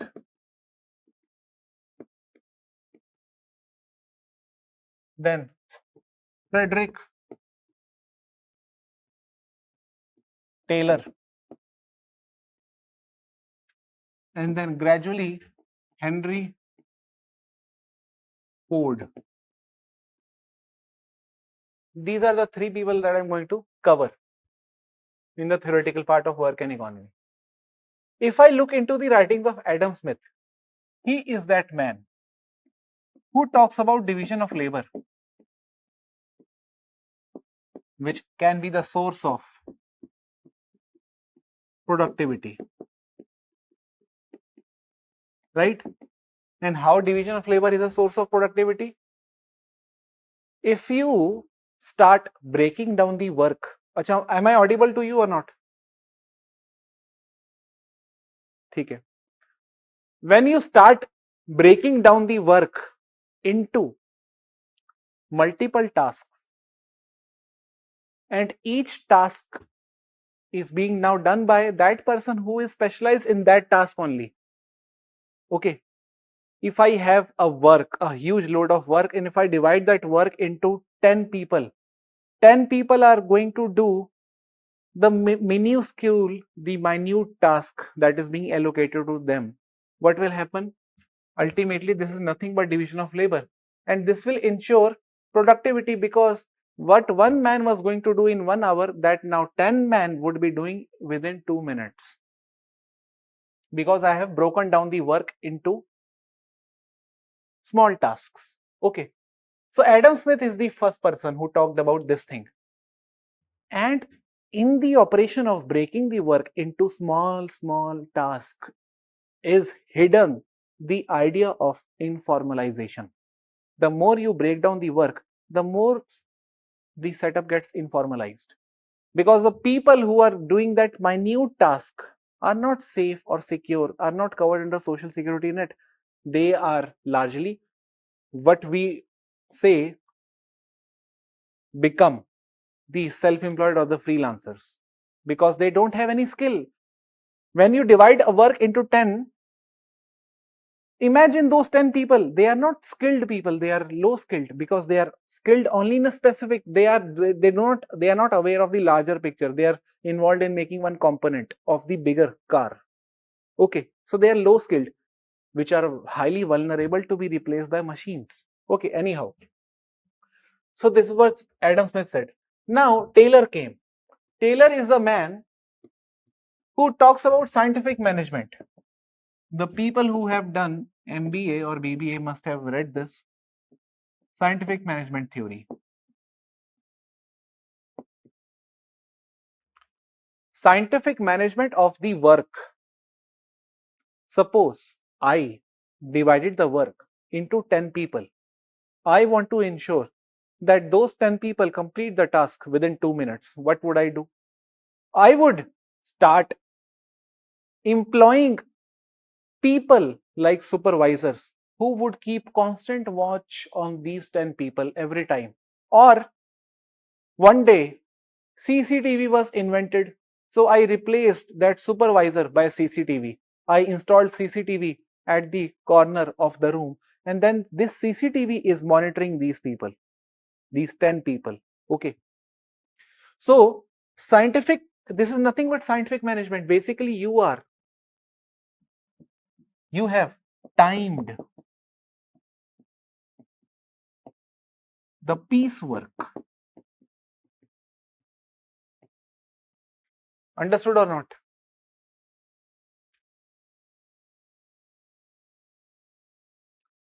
समझ गए? You have timed the piecework. Next, Henry Ford. Henry Ford is actually a great person.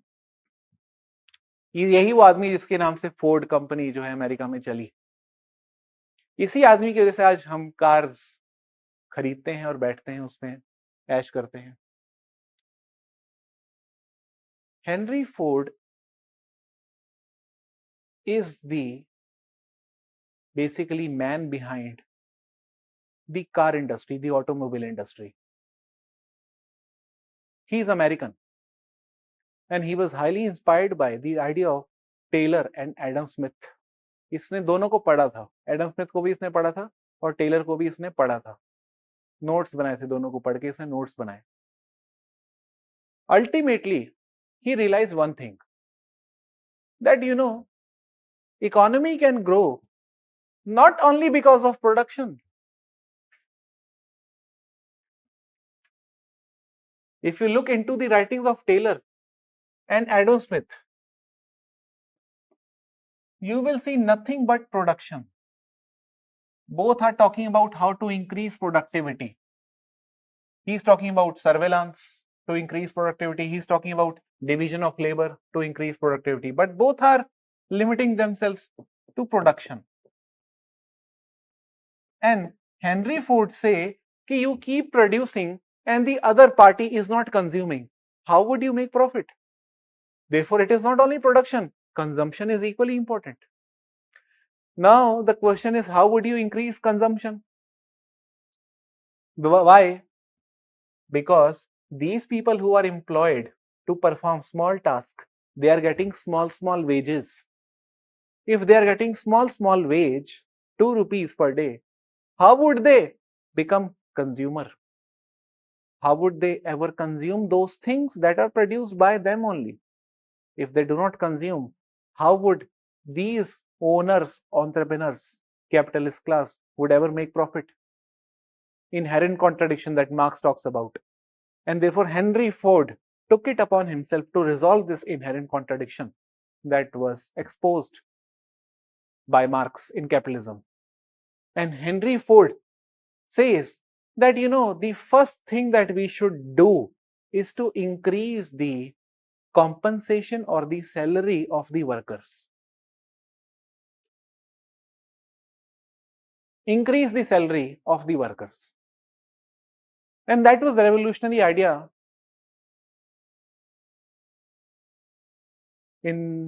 for those times. Basically, it was a revolutionary idea because nobody had ever conceptualized this basic thing that we should also increase the wage with the changing times. And this man actually increased the wage from $2 per day to $5 per day.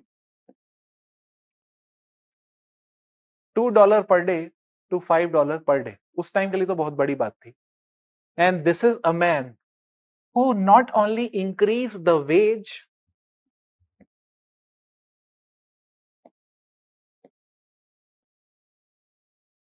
but he also introduced assembly line. That means what? That means he's complete man. He's concerned with production also. He's concerned with consumption also. दोनों का ख्याल रखता है वो. Assembly line का जो idea है कहां से आया है? कैन एनीवन टेल मी कि असेंबली लाइन का जो आइडिया है, where did we get this idea of assembly line from? What was the first industry where assembly line was practiced? Can someone tell me? Japan कहां से आ गया? Where is this idea of assembly line coming from? Assembly line, you understand ना? एक assembly होती है, एक जैसे जिसको हम बोलते हैं वो एक जो लंबा सा जो पूरा होता है, ठीक है, सेटअप जिसके आसपास खड़े होते हैं वर्कर्स, अंदर से वो चॉकलेट्स निकल रही हैं, लोग रैप कर रहे हैं, फटाफट ऐसे से आगे जा रहा है. नहीं, see, assembly line is coming from slaughterhouses. Slaughterhouses. Okay, slaughter house में असेंबली लाइन होता है. हेनरी फोर्ड ने वहां से उठाया है. Slaughter houses, sweat shops. In sweatshops, in slaughterhouses, Henry Ford saw not only mass killing of animals in these slaughterhouses, he also saw productivity. क्या बात है? Phenomenology. मेरे लिए वो that slaughterhouse would be a scene of bizarre violation of animal rights, but to Henry Ford, it is a scene of productivity. Phenomenology. Because he could see how efficient these people are in these slaughterhouses. फटाफट काटते हैं, फटाफट काट के एकदम फेंक दा side में. उसके बाद नया आया मुर्गा या गाय बकरी जो भी आई उसको काटा फिर फेंका. और अच्छा एफिशिएंट होते हैं सब, एक मस्त एकदम उनका चाकू तेज होता है, ठीक है. So Henry Ford was the first person who introduced these two things. And then he also talked about a model, the first ever model, the T model.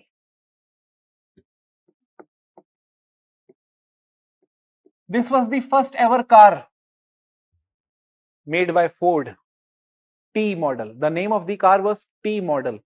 It was black in color. All the cars were black. T model.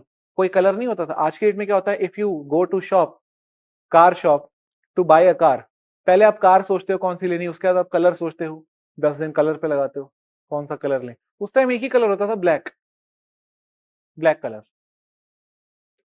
And with these ideas, came the idea of Fordism? Fordism means mass production, mass consumption, both. Mass production and mass consumption. These two were concerned only with mass production. He is concerned with both. Understood?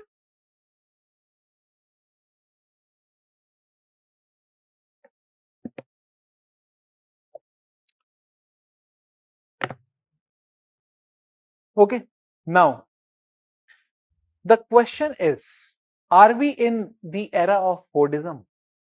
Before we try to answer this question, first we need to understand the features of Fordism. So now I'll talk about features of Fordism.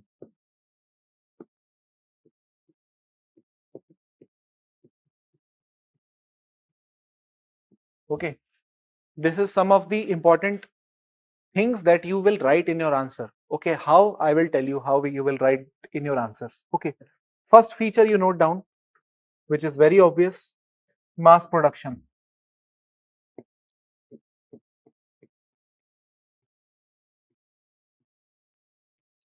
Second, high degree of unionization. Third, long-term commitment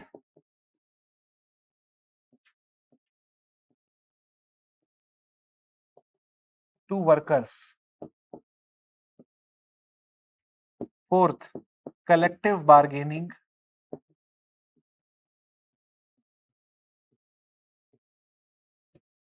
Agreements. Okay, which means agreement between firms and unions on working conditions,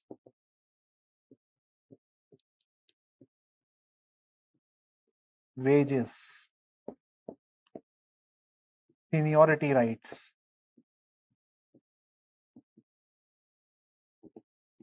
and benefits.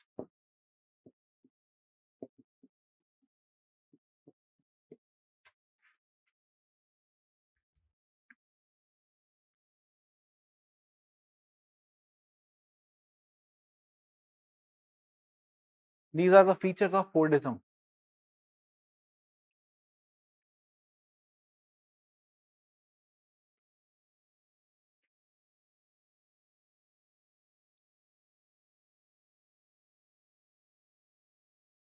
Understood? You know this. High degree of unionization means trade unions. In the Fordism era, you see trade unions. Trade unions are there. That means workers' rights are promoted.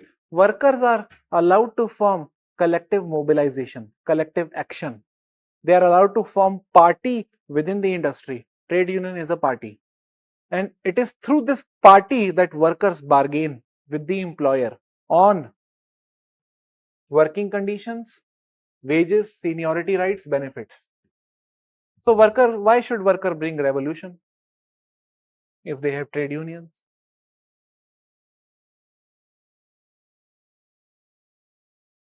And in Fordism, you also give long-term commitment to workers. You establish trust with the workers because worker is the currency that is going to give you profit. Unless they consume, there is no point in production.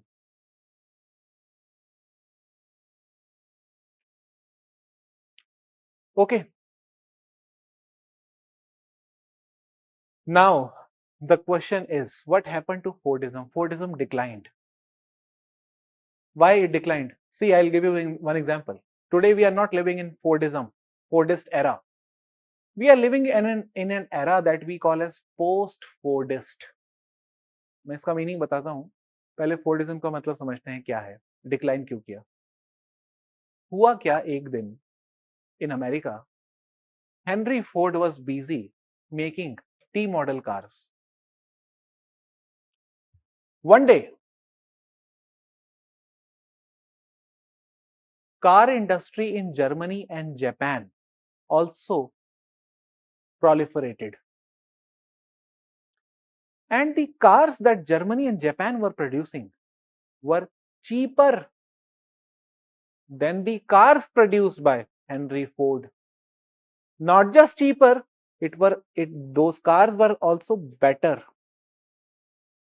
The car made in Germany and Japan were better than the car made in America. Why? Because of two, three factors. First, the those cars were cheaper. First, this is something that you have to remember. Second, those cars turned out to be more efficient than these T models. And thirdly, the cars were colorful also. Henry Ford एक ही colour में निकाल रहा था black, उन्होंने निकाले orange, yellow, purple colour में car निकाली, blue colour, green colour. इस रीजन से Fordism declined.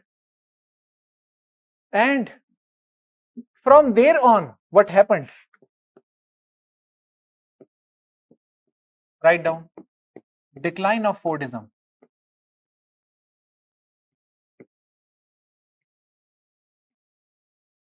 First reason,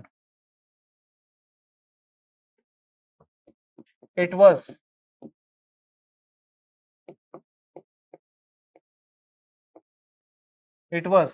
domestic oriented.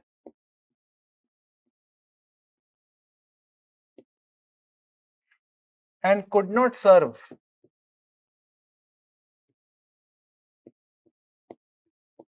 global demand.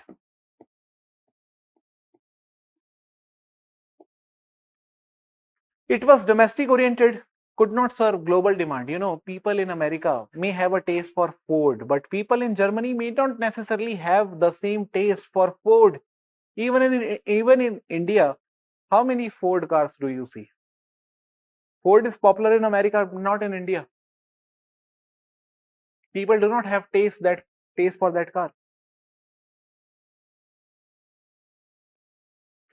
It was domestic, that means American oriented, could not serve global demand. Imported goods.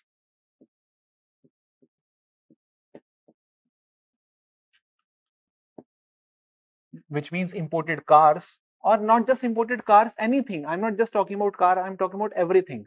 Imported goods, including cars, from Germany became more popular in America.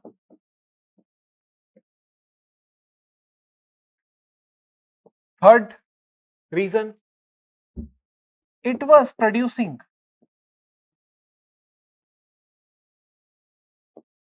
standardized goods.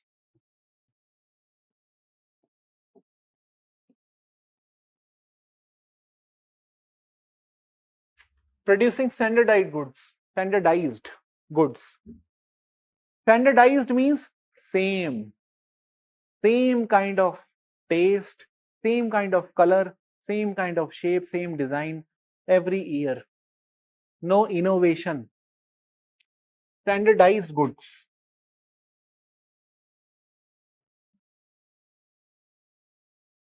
Then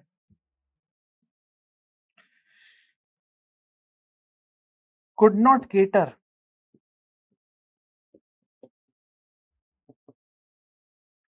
to individual customers.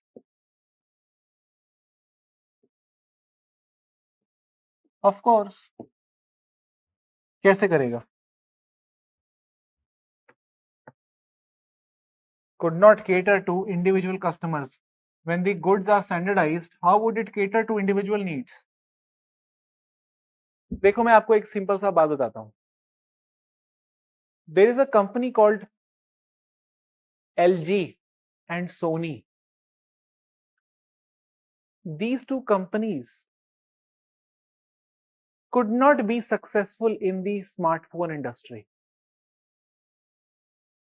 Why? Because they could not do anything innovative. डूब गए. Now the same will happen to iPhone if it does not innovate. And the companies who are now getting more popular are from China. Vivo, Oppo, MI, ये सब ज्यादा innovative हैं America के Apple से. और वो टाइम आने वाला है जब एप्पल खत्म होने वाला है. 13 14 के बाद कोई 15 नहीं होएगा. सिर्फ वीवो ओप्पो चलेगा या फिर कोई नया. वन प्लस देखो कितना ऊपर चल रहा है आईफोन से. So what happens is that, you know, it lacked innovation, catered only domestic demand, standardized goods, and more so, the most important reason, the goods were expensive.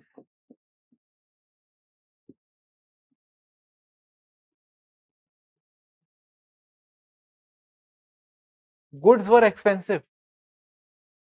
In the Fordist era, goods were expensive.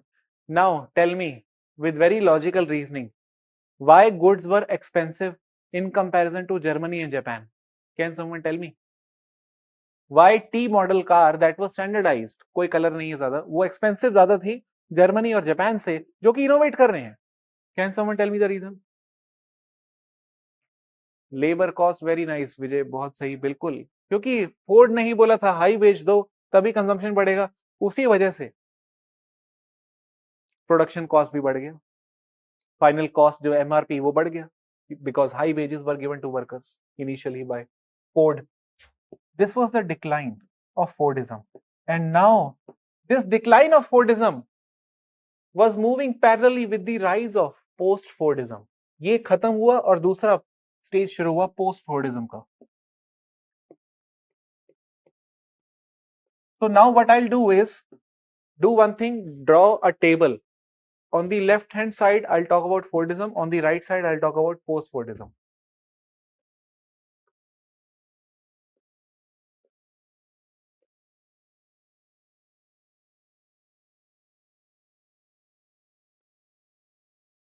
Fordism, post Fordism.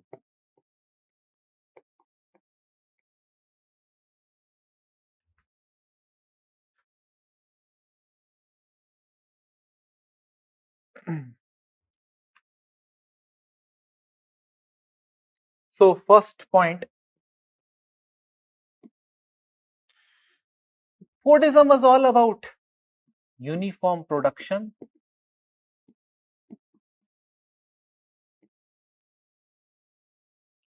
at one location.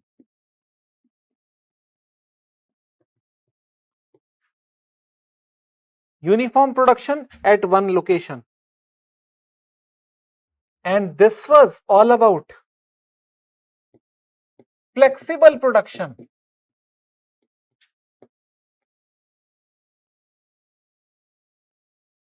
at distinct locations.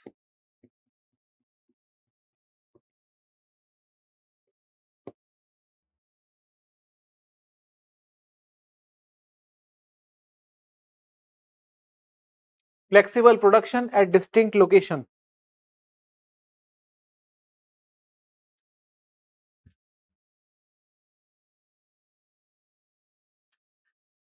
This is very important difference between the two. Why we had uniform production here in Fordism? Because of rigid and standardized assembly line.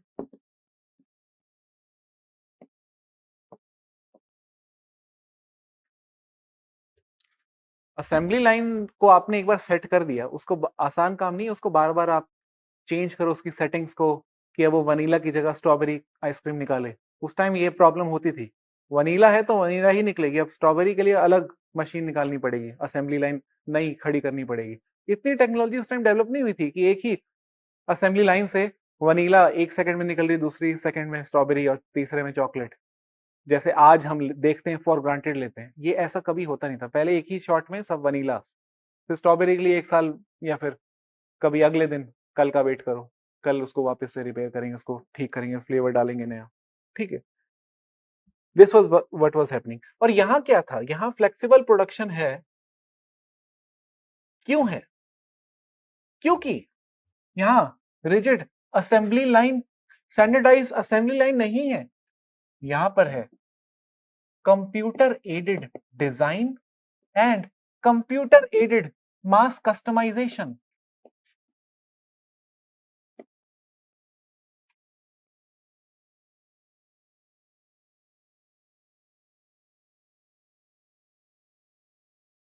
Computer aided mass customization.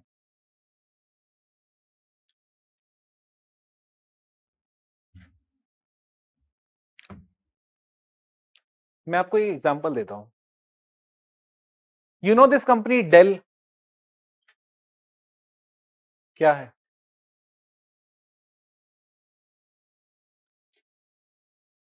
Del मालूम है तुम्हें, है ना? देखो, there was a point of time when you would buy a laptop Dell, okay, और a computer Dell, whatever that may B. Del बड़ा important है यहाँ पे, वो इसलिए मैं बताता हूँ आपको क्यों।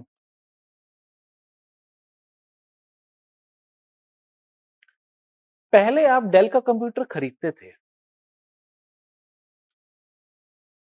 आपने पैसा दिया और कंप्यूटर लिया, ओके। पहले ही होता था। आज की डेट में क्या होता है, आप पहले पैसे दे देते हो, कंप्यूटर बहुत बाद में आता है। What I'm trying to tell you is that today we are living in a customization era, the era of customization. Therefore, you would visit the website of Dell.com, you would enter specific kind of specification that you require in your laptop, what we call as assembled PC, assembled, ठीक है, और assembled laptop। तो आपको जितना RAM चाहिए वो डलवा दो, ग्राफिक कार्ड चाहिए एनवीडिया का वो डलवा दो, कोई स्पेसिफिक ग्राफिक कार्ड चाहिए वो डलवा दिया, प्रोसेसर अपनी मर्जी से i10 डलवा सकते हो, i5, जो आपकी मर्जी, आप अपने हिसाब से खिचड़ी टाइप जो पूरा बना के आप पेमेंट फिर उसके बाद करो। तो first what used to happen earlier, Dell used to make computers first and then Dell would collect money. Today Dell would collect the money first and then it would start making computers. Understood or not?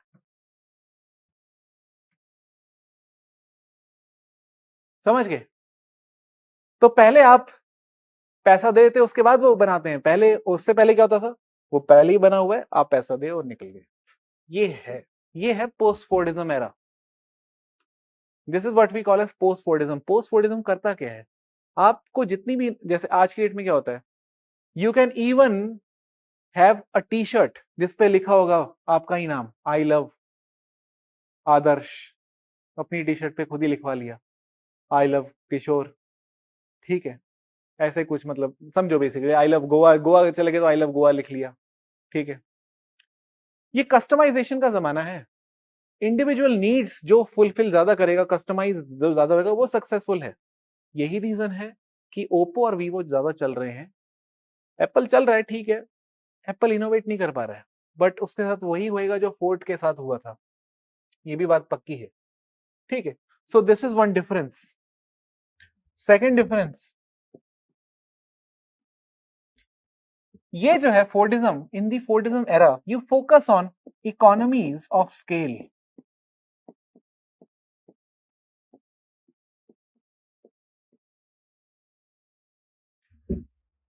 And here you focus, the emphasis is on economies of scope. What is economy of scale? Economies of scale, जितना ज्यादा produce करोगे उतना सस्ता पड़ेगा। Scale पे focus करते हैं, scale पे। मास प्रोडक्शन है तो प्रोडक्शन का प्राइस कम पड़ेगा, मास प्रोडक्शन। यहां पे focus is not only on mass production, यहां focus is also on mass production of mass variety. Variety पे ज्यादा फोकस है, स्केल पे नहीं, स्कोप पे है। रेंज पे है, नॉट इन फोकस वॉल्यूम पे नहीं है, वैरायटी पे है. This is what is known as economies of scope. Okay. And अंतरिक्ष and in space of India, yes can be. वो करता है, कस्टमाइज करता है अंतरिक्ष. ठीक है.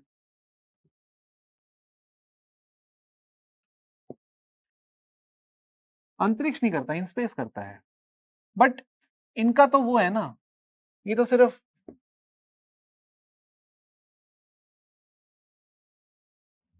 सर्विस प्रोवाइड करते हैं इनको. अब मुझे ये नहीं पता किस हिसाब की वैरायटी प्रोवाइड करता है in space. Any how, next is in the Fordism we saw the rise of manufacturing workforce.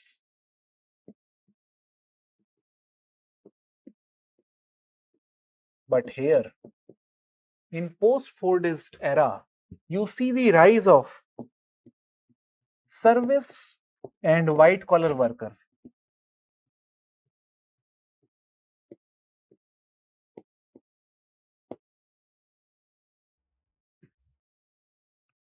Service and white collar workers. Here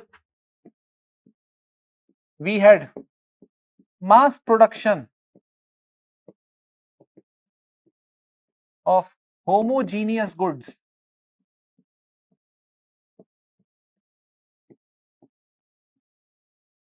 Here we have not so mass, for obvious reason. mass production पहले से नहीं हो सकता है.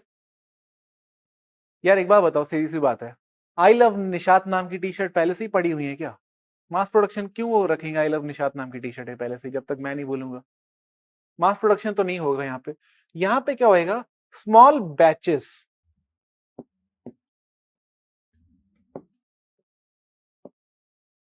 Small batches होंगे of हीटेरोजीनियस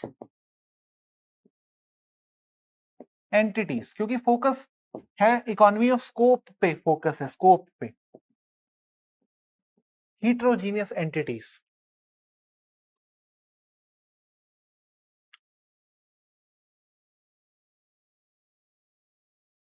Okay, and the last point is here we had trade unions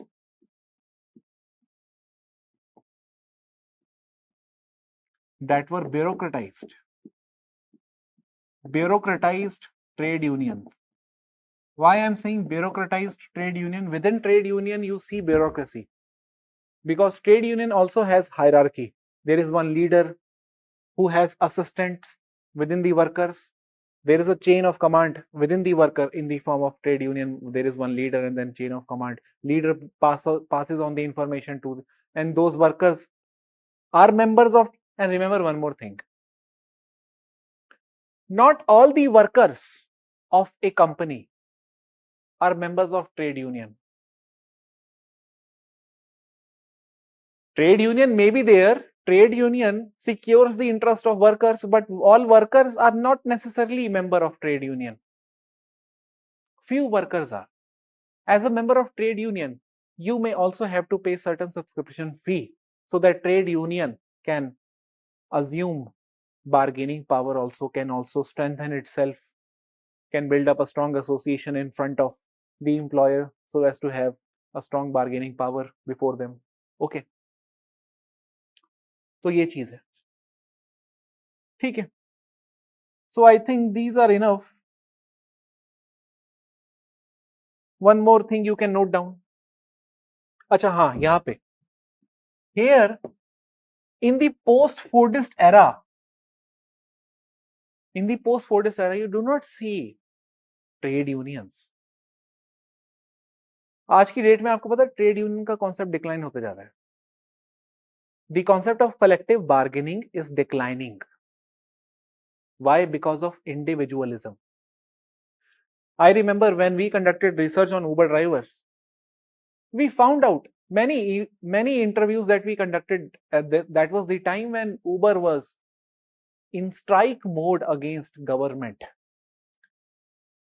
And when we went to the field, that means when we traveled with them, many a times we did not tell them, we concealed this information that we are researchers.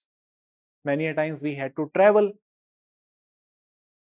faking like a passenger, okay, and in the, you know, uh, in the guise of traveling from one to another place, we were actually recording the kind of conversations that we were having. That is considered as unethical in a research, but ठीक है, उस level पे चलता है, college level पे. So what we found out that most of the Uber drivers were not interested in going out and be a member of that strike against the government. And they actually thought, so many people are not running Uber right now. This is the best opportunity for us to switch on the Uber app and to get as many rides as possible. हम क्यों जाएं strike पे? हमारे पास तो ढेर सारे consumer हैं अब. पहले एक टाइम ये भी था, drivers were not getting rides because of proliferation of Uber. So many people had started becoming Uber drivers. Drivers were not getting rides because consumers were not there so much, and on the other hand, we had so many Uber drivers. So there was a mismatch in demand supply. But then gradually, over a period of time, we saw the other side as well. Okay, and that is when Uber had actually started cutting down on their minimum wage that they would get per trip. Okay, जो अब हो रहा है. Anyhow, so what I'm trying to say is that trade union as a concept is declining now. Trade union is declining, which means collective bargaining agreements are in decline. Individualism. Workers are made to compete with each other. Workers are racing against technology. Workers are seen as enemies of each other. This is what capitalism has done. All of them would be profit centric, they would be goal centric, formal, rational. They would not be so much emotional or concerned with their fellow workers' rights. They would rather see it as an opportunity to make wealth as much as possible. Understood?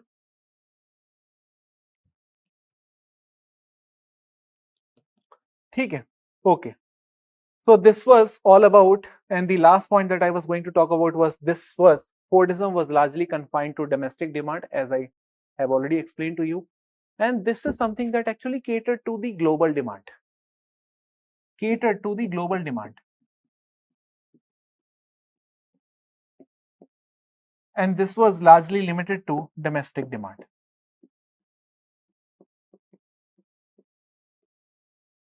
This is the era that we are living in, post-Fordism. Okay.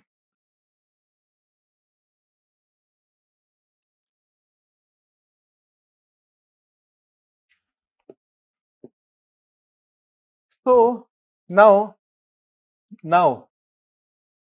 I'll talk about two more concepts. We have enough time. First, I'll discuss the idea of, now I hope now you understand where is the idea of flexibility coming from.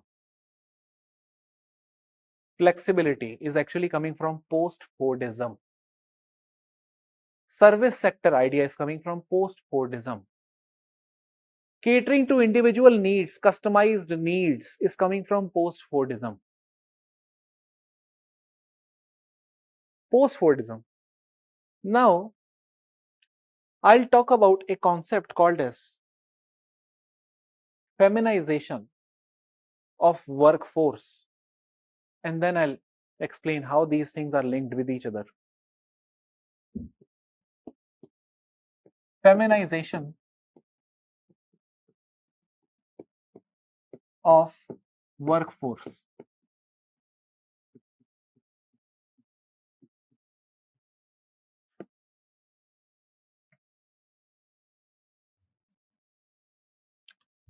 What is the meaning of feminization of workforce? First, we need to understand the definition. If we look into, we see that feminization simply refers to replacement.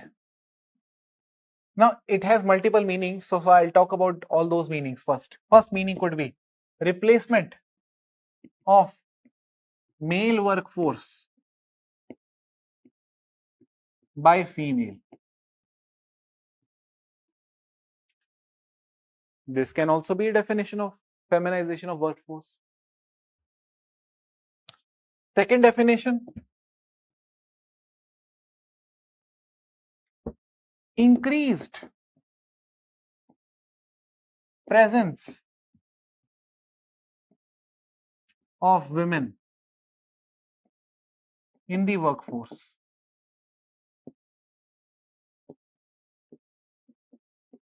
This can also be definition of the feminization of workforce. Which definition are we going to go with? And what is that one thing that feminists are concerned with? Remember one thing, it is not that feminists want male people to go away from the work so that they could take their position. No, it is not their demand. What their demand is that they should be treated at par with the male worker. She should be given equal wage. There should be no gender wage gap, and she should be given equal respect in the position that she has occupied in comparison to a male member who might have occupied some other position. Now, as far as position is concerned, which position and what wage? As I told you, you remember that in an organization, we see a vertical segregation where you see male members at the top-notch positions and the female at the lower strata.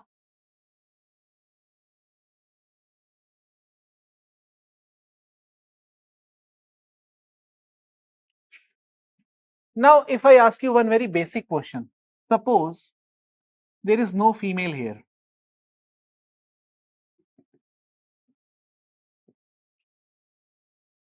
It is all male-centric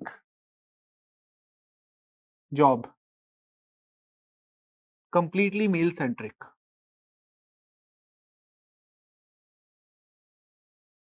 Okay. And then one fine day, with the rise of feminism, what do you start seeing? You start seeing a pattern that is very favorite to sociologists. They start looking for pattern every time. And then with the rise of feminism, they start seeing the fading away of the blue and the coming of the pink, the advent of pink and the fading away of blue. They would see something like this. With feminism, now they would see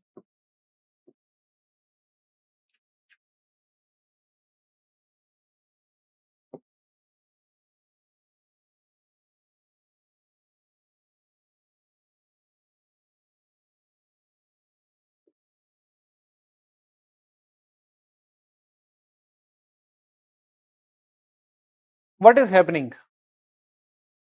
Nothing but feminization of workforce is now happening. And now when I'm saying feminization of workforce is happening, what do I mean? Do I mean this or do I mean this? It could be anything. Maybe females are more educated than men. That is why men have been replaced by female. एक लड़का आया 10वीं पास, एक लड़की आई BTech. मैं BTech को ही लूंगा, 10वीं पास को क्यों लूंगा मैं? पहले 10वीं पास को लेते थे. एजुकेशन के नाम पे सिर्फ मेल मेंबर ज्यादा थे उस टाइम सोसाइटी में. But with the growing feminism, advent of feminism, we now also have educated female members, which can easily replace male members if they're not educated. But what if both men and women are educated at same level? Both are BTech. What would happen? In that case, in the name of meritocracy, as Murphy told us, exclusion happens and patriarchy somehow makes its presence felt even in the domain of meritocratic world. What we also call as opportunity hoarding or exclusionary social closure, something like that. Or maybe the employer is female. She might have hired women because she is female. did not prefer men, so as to make the environment safe and secure for herself. जितनी women होंगी उतना safe और secure रहेगा. Men जितने ज़्यादा होंगे, environment may not be safe. Okay, now, so I have established one meaning of feminization of workforce, that it can be replacement of male workforce. It can also be increased presence of women in the workforce, not necessarily at the cost of male members. Okay, but then there is another dimension to feminization of workforce.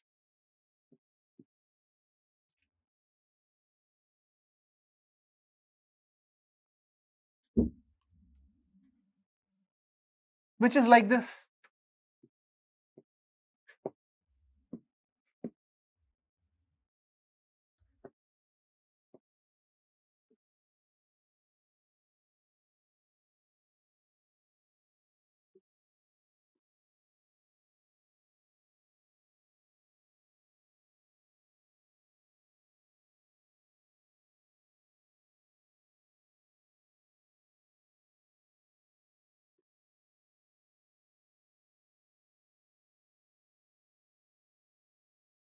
The difference was very much clear, as I told you that day also, that this is nothing but horizontal segregation,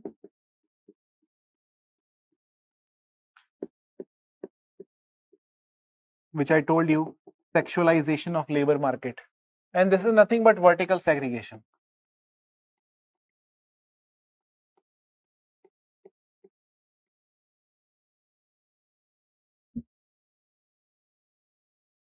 You start having women at these positions which were at one point of time hoarded by men. You also start seeing women specific jobs in the labor market which were not there at one point of time. Which one of them is feminization of workforce? You tell me.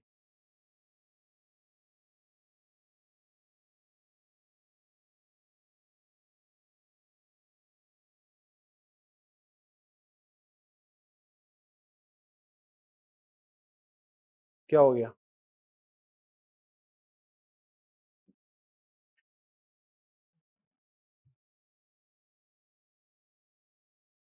Both. Both. But एक चीज का ध्यान रखना. Both are feminization of workforce. But out of them, there is one which is specifically feminization of work, not workforce.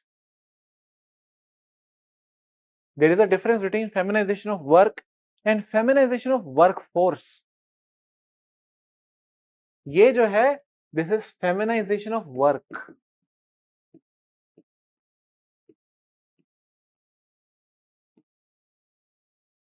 This can be example of both feminization of work or workforce. Clear है यहां तक? Okay, but this is specifically feminization of work, not just workforce. क्योंकि ये तो है ही सारी feminine work. ये सारी feminine occupation, they are seen as women's work. That is why feminization of work. Work का भी gender आ गया है. ऐसे समझो वर्क का भी जेंडर है. लड़कियों वाला काम, लड़कों वाला काम. ठीक है. Work is not just work. Work is gendered, sexual, feminized, and therefore these jobs are called as pink collar jobs.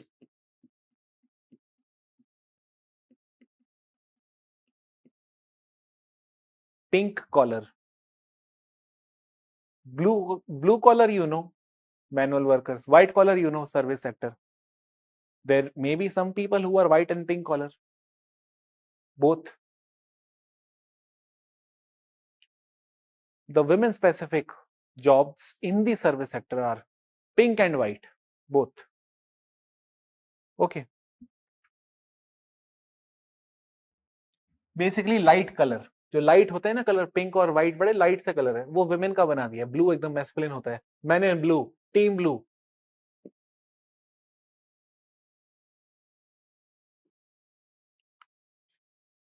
Now, what we are interested in is the reason for feminization of workforce. Okay. What are the reasons for the feminization of workforce? Of course, one is something that you already know. Reasons. First reason क्या होएगा? Occupational segregation, जो हमने अभी अभी पढ़ लिया. Occupational segregation दो type के हो सकते हैं, एक हॉरिजॉन्टल हो सकता है और एक वर्टिकल हो सकता है, और ये दोनों फेमिनाइजेशन ऑफ वर्कफोर्स या वर्क का एक रीजन बन जाते हैं. ठीक है. Second is part time work.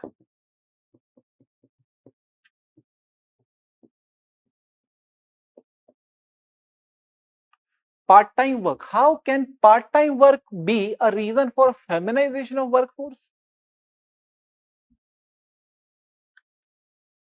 You know this very well that women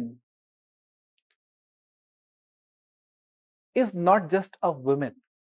She is also a housewife or someone who is the caring daughter. Caring daughter बोलते हैं, जैसे caring daughter है, बड़ी ख्याल रखती है मेरा. The notion of caring is always attached to daughters. लड़कों को बुलाता है बदतमीज है, ये तो इनको क्या ही फर्क पड़ता है. Individualism, the notion of individualism is attach to man. ठीक है. केयरिंग यानी collective, emotional, attach to women. So since women has to look after and to juggle between both the housework and the uh, workplace, therefore she would prefer part-time work. And when she would prefer part-time work, obviously there are limited kind of work that are available for part-time jobs. You can't be a CEO part-time. You can't be part-time CEO. Okay. You can be part-time crèche worker or babysitter part-time. You cannot be mother part-time. There are some occupations which are part-time. कुछ तो ऐसी full time ही होती है. Mother father full time होते हैं, वो part-time नहीं होते. CEO भी full time है. There cannot be part-time anything like that. Okay. Tuition classes हो सकती हैं पार्ट टाइम. ठीक है.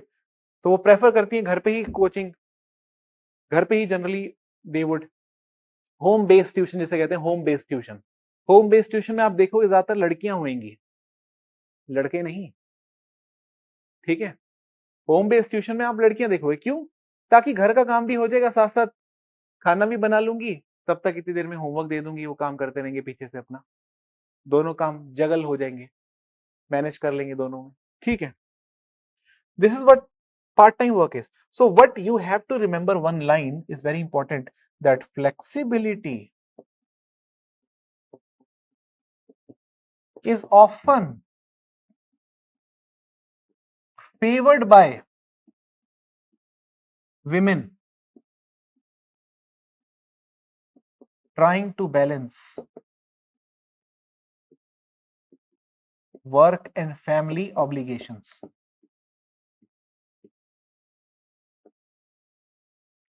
Flexibility is often favored by women trying to balance work and family obligations.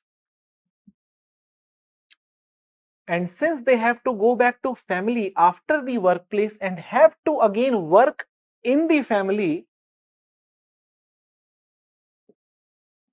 it simply means that they have to also run second shift. Since they have to run second shift, they would obviously for their first shift look for a job that is flexible, part-time and easy to manage. And this results in a specific kind of job creation in the market that caters to such women. And this results in feminization of work or a workforce. Understood?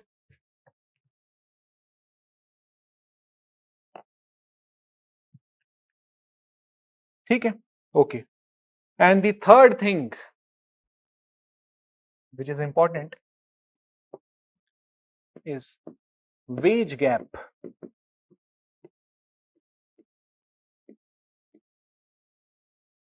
Wage gap. Wage gap. Wage gap you understand very well. And you would also see how economists explain wage gap and how sociologists explain wage gap. The way both economists and sociologists explain wage gap are very different way, and both are acceptable. Both are acceptable. Now, first, I'll tell you how wage gap contributes to feminization of workforce. See, if I am a woman who is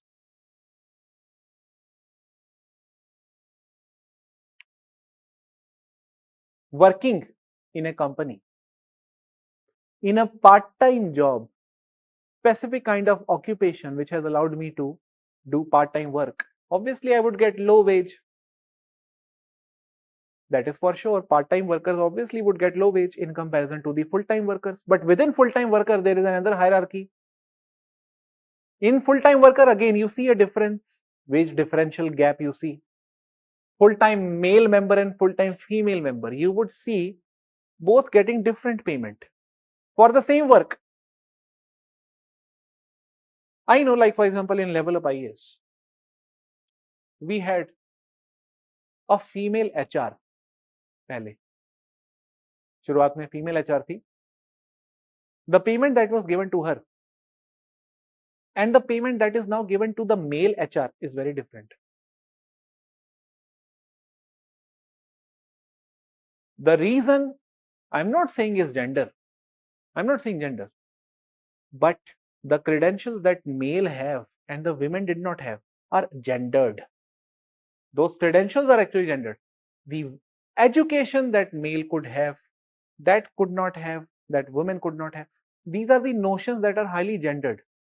We unconsciously favor the male-centered experience, work profile, the idea of great experience in the work. How much work experience do you have? Obviously, one who is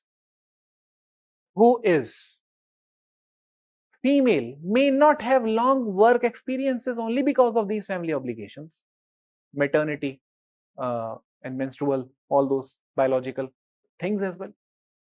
Unconsciously, we are inclined towards male. We are having male bias. The idea of work experience is highly patriarchal. Okay. And obviously, a woman who is asked to leave her house and to come to Mumbai for the job, in comparison to the same male member who is also asked to leave the job in Delhi and to come to Mumbai, which one of them would be preferring to go to Mumbai? Only male member. Women may not go. Even if she knows that they are giving more opportunities, better wage, she may not go and she may skip, she may leave out on a better opportunity only because this opportunity exploration requires her to travel long distance and leave her family or even her baby. Okay, and that is how male get long and better working experience. Okay. So wage gap, I'll explain you from two different perspectives. One is like economists. What would economists say? Okay, economists would talk about two things. Economists would talk about two aspects. One is reason that they give is compensating differentials.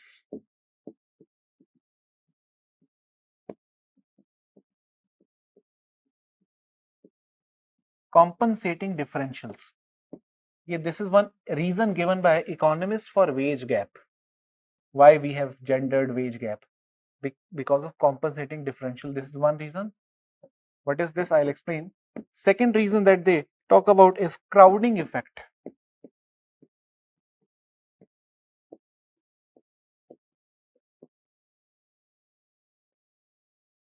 Okay, compensating differentials and crowding effect. Now, what is the meaning of compensating differential? It simply means that women prefer working in comfortable conditions and hence they are paid less vis-a-vis men.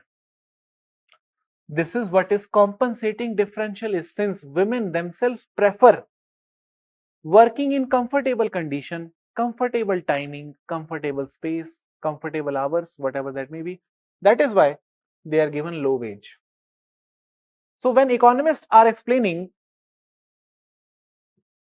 through this, economists are not looking at the broader social structure behind her making this choice.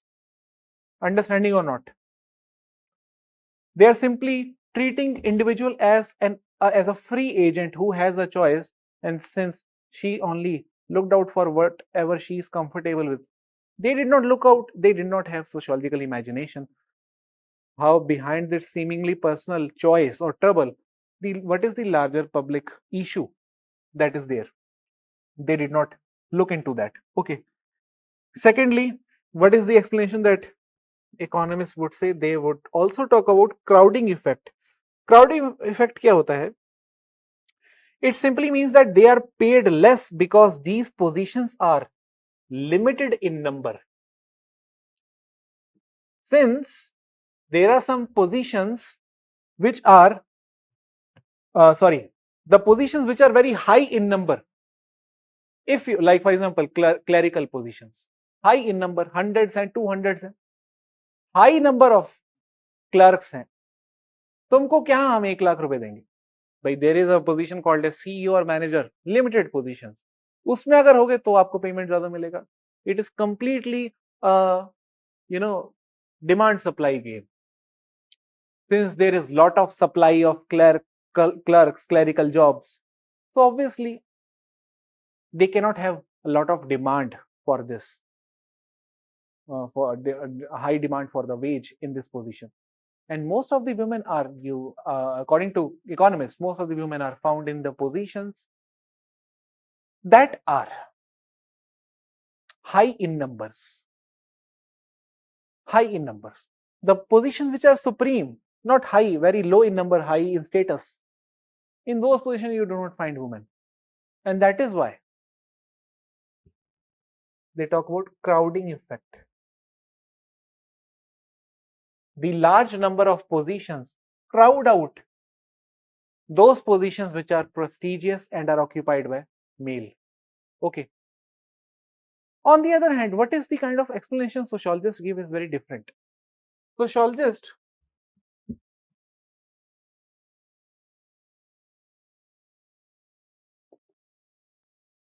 would first talk about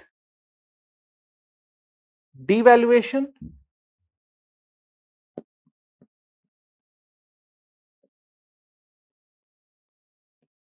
second reason they would talk about is queuing. Queuing की spelling में लिख लेता हूं,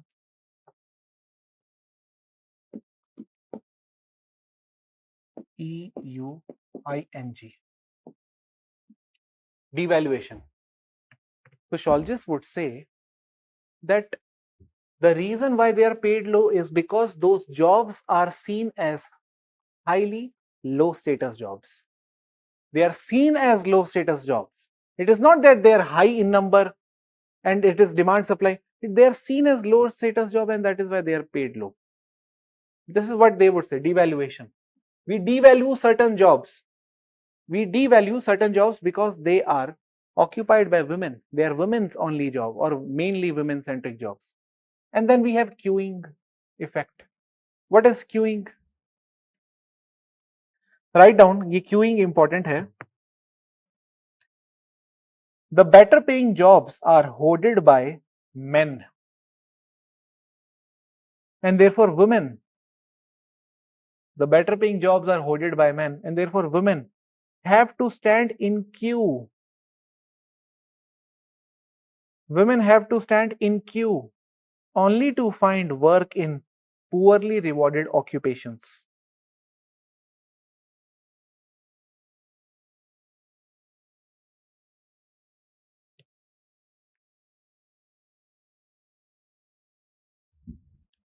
Poorly rewarded occupations.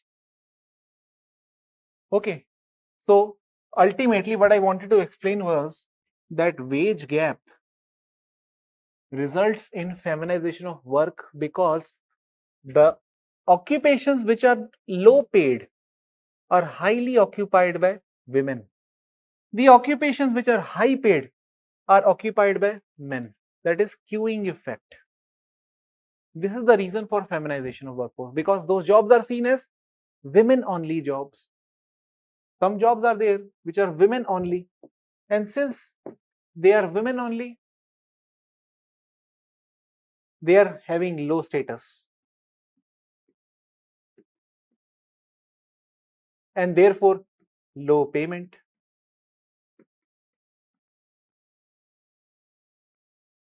Okay, wage gap in comparison to a high status male job. This is also one reason. This was all about feminization of work or workforce. Okay.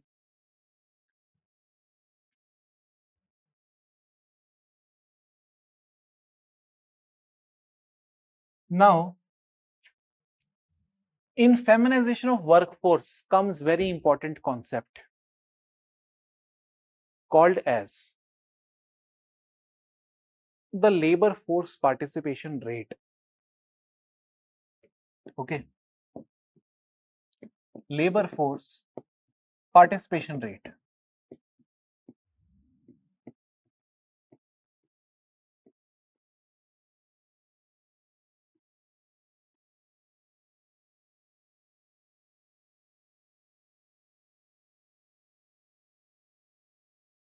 If I say that the workforce in India is highly masculine,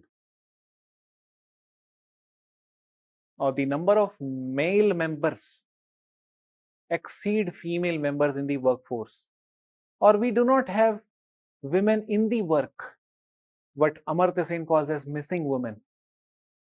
If I see women conspicuous by their absence in the workplace, do not see them, what would I say?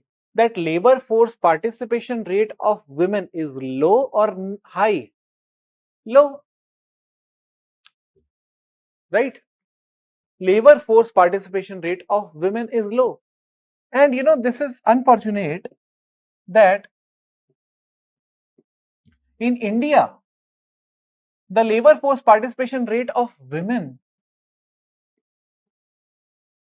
is low. But globally, if you see globally, and how much is it, by the way? It is roughly, as far as I can remember, it is 26%. Someone can correct me if I have written wrong data, but it is somewhere around this 26%. If anybody remembers, he or she can correct me as well. But as far as I can remember, it is somewhere around 26. Okay. Now, what is the meaning of labor force participation rate? Okay, of women. So instead of writing of women, what I'll do, I'll simply write FLPR, FLFPR. That means female labor force participation rate in India is 26%. What does it mean? That in the workforce, if there are 100 people, you would see 26 women. Simple. In the workforce, if there are 100 people, you would see 26 women. Right? The rest 74 would be male. This is labor force participation rate of India. Globally, it is way below average. The global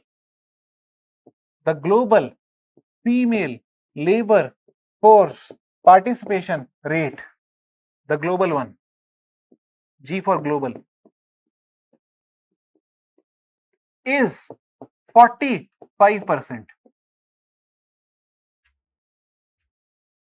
This is the global. What does it mean? That outside of India, the gender gap is increasing or decreasing? Decreasing. But in India, the gender gap is increasing. India में उल्टा चल रहा है. In India, the gender gap is increasing.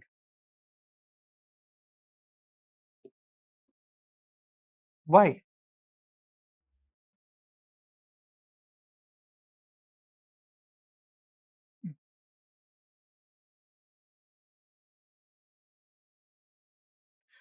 There have been multiple studies on this debate as to why in India the female labor force participation rate is low or coming lower, getting lower. And therefore, it is important for us to understand how and why and who are these women. Women, as you know, is not a homogeneous category. The biggest drop in the labor force participation rate amongst the female in India actually came from the rural India, not from the urban India, came from the rural India for the first time. Okay, why so?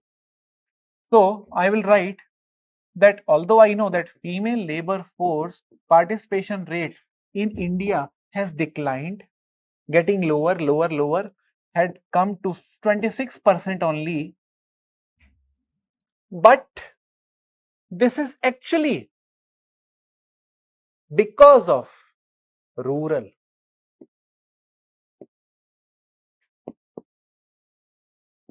It is mainly due to rural, the drop in rural, the drop of labor force,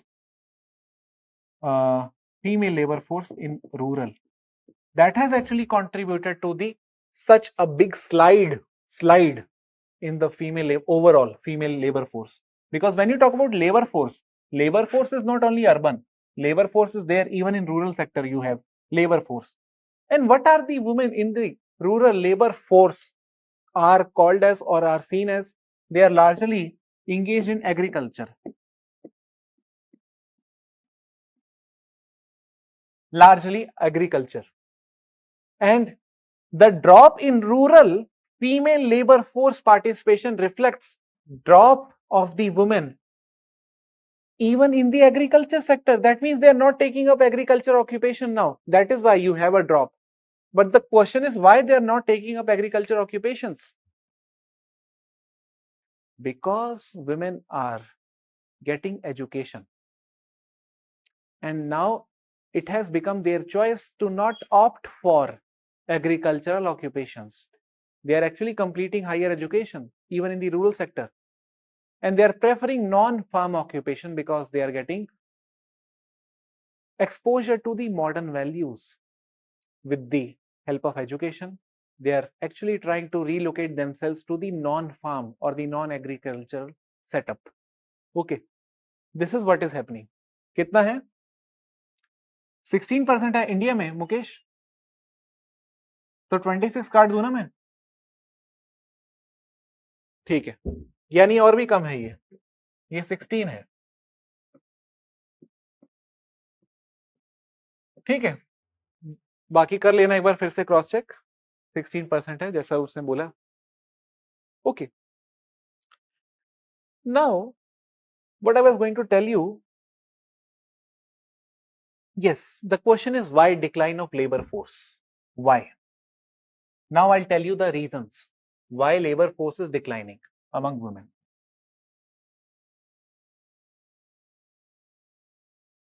For this, I will draw a diagram. There is a concept called as feminization U hypothesis. Okay, feminization U hypothesis. Here you will write GDP per capita, and here you will write labor participation rate among women, or you can simply write female labor force participation. Female labor force participation rate.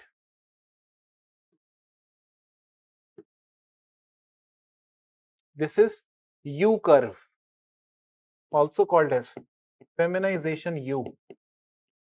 Feminization U hypothesis.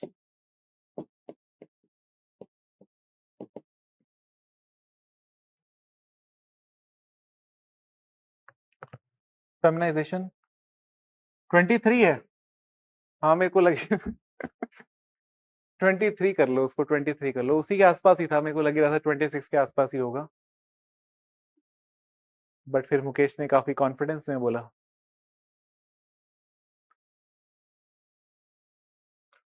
ठीक है, अच्छा, it drop to 16 due to COVID, ठीक है, वो update होएगा, nice, quarterly, ठीक है, वो फिर देख लेना। तो ये है हमारा एक कर्व है, ये कर्व बड़ा इंपॉर्टेंट है। This curve actually explains that as the GDP per capita of country increases, starts increasing, like for example here the GDP was something like 0. Imagine the GDP was something like 1, 2, 3, 4, 5, 6, 7, 8. Okay, the female labor force participation is also something like 1, 2, 3, 4. Now at the start of GDP, the economic development, at the very start of economic development, you would see that constantly the labor force participation is declining. The more society is getting developed economically, labor force is more and more receding, declining among women. जितना economy develop होते जा रहा है, women का participation उतना ही कम होते जा रहा है, बट एक पॉइंट आता है जब वो पार्टिसिपेशन रेट वापस पीक पे आता है, बढ़ जाता है। तो अभी हम यहां पर हैं, तो कल हम वहीं होंगे, बट अभी हम यहां पे क्यों आ गए, ये रीजन हमें जानना इंपॉर्टेंट है। The reason for the drop in the female labour force participation, ऐसा होता क्यों है, फेमिनाइजेशन यू हाइपोथेसिस। तो right down reasons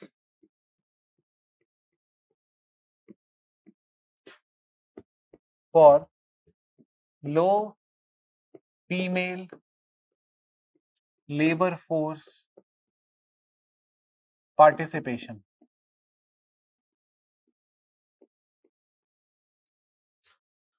first obvious ही बात है, जो मैंने आपको बताया है पहले भी, incompatibility, incompatibility of work and family duties. This is a general reason, very general one, to explain the drop. Okay, incompatibility of work and family, क्योंकि घर को देखना है इसलिए काम छोड़ना पड़ जाता है बीच में एक पॉइंट के बाद। जनरली क्या होता है, I'll explain you. Women would be working. The moment they get married ना, they stop working. एक ये बड़ी प्रॉब्लम है, शादी करते ही काम छोड़ देते हैं। Why? ठीक है, क्योंकि अब वो डिपेंडेंसी का जो फैक्टर है वो इस्टेब्लिश हो जाता है वहां पर। They somehow seek financial independence,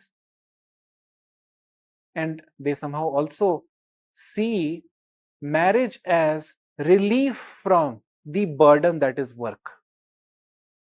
That is why they stop. And there is also another factor, that is, in many families, in many traditional family, a working woman is seen as a taboo, कि हमारे घर की होके तुम बाहर काम कर रही हो, हमारा इतना बड़ा नाम है, खानदान नहीं, वो सब जो भी है। Incompatibility of work and family duties, one reason. Okay, second,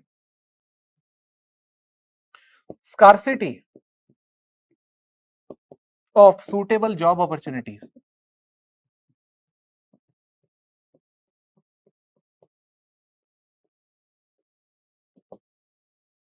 Outside of farming and close to place of residence.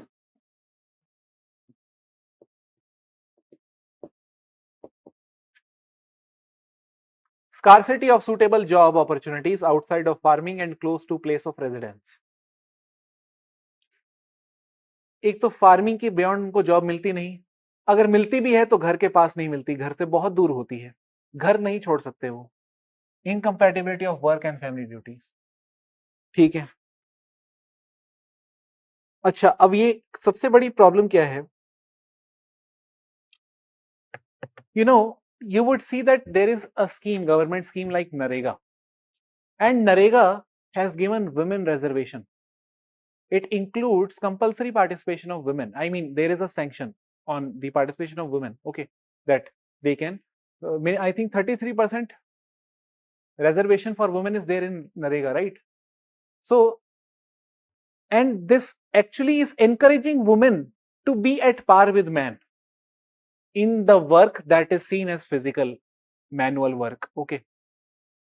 Although even in Narega you would see the same gender notions which are reproduced. Some work is seen as men work even in Narega, some work is seen as women's work in Narega, okay.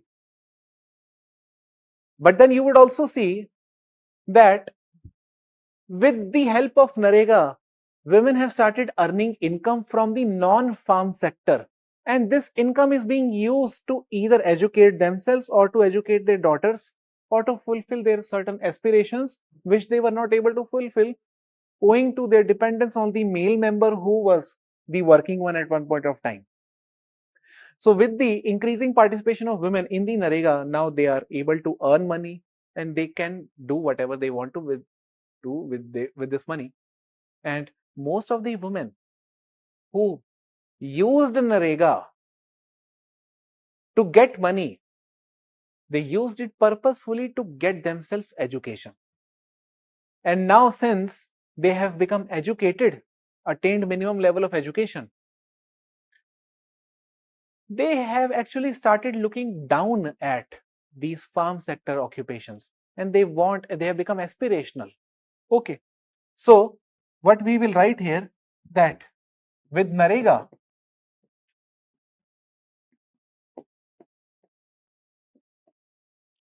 women have become aspirational.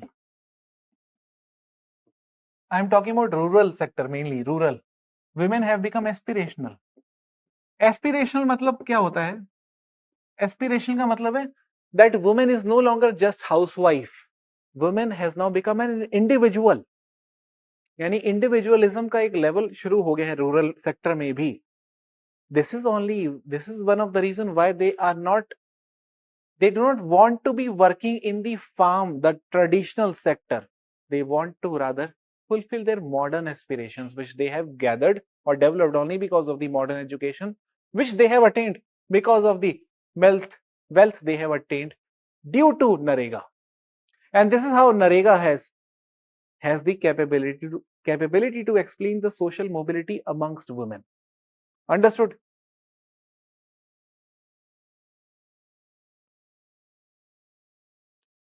Okay. Now, other than this, the next factor that is responsible is stigma against females working outside the home. This is also a traditional reason that why women do not work. Okay, traditional reason. Now, some other reasons.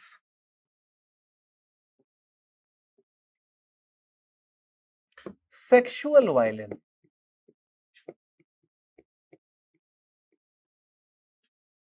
And unsafe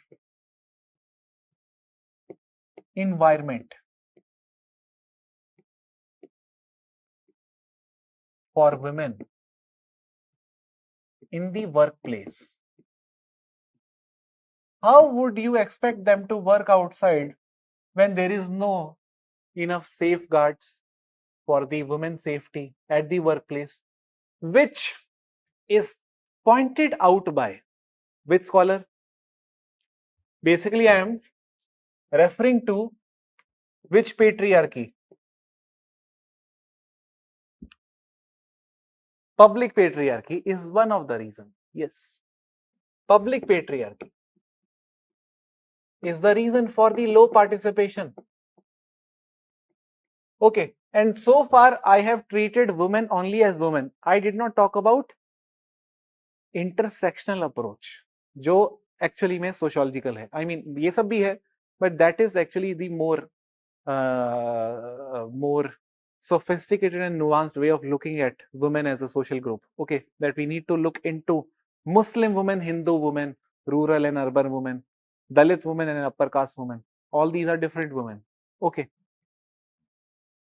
and then so this is also one of the reason. And this thing, the sexual violence, most of the women who are victim of this sexual violence outside of their home, this is mainly the case, especially for, basically what I'm trying to say is that it is the Muslim and Dalit women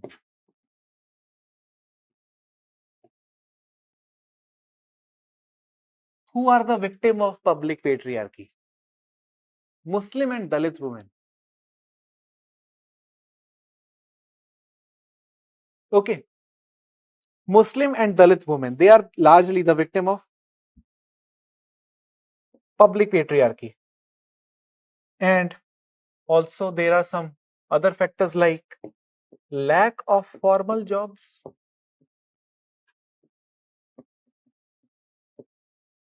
coupled with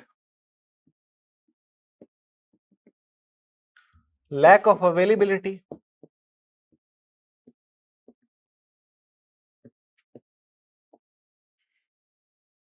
of agri and non-agri jobs, agricultural jobs basically, in rural areas.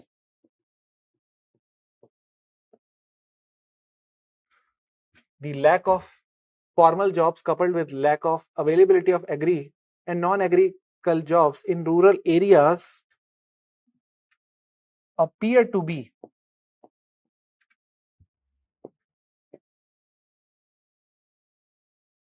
the reason for low female labor force participation rate in the rural area.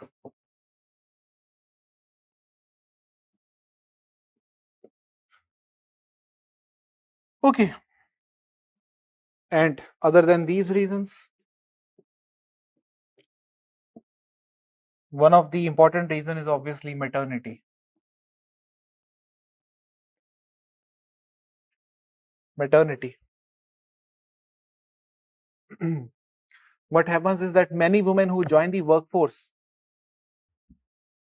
are unable to rejoin the workforce after delivering the baby, because after delivering the baby, it is the mother's touch that is seen as the most important, and therefore unlike male member, she is relatively disadvantaged as far as work is concerned. Okay.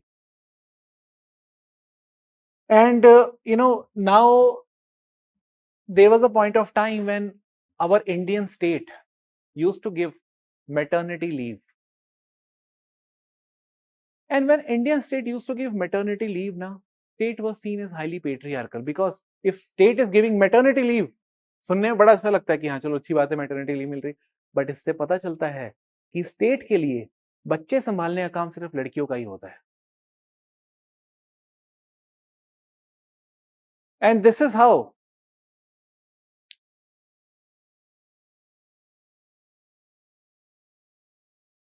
feminists call state as patriarchal.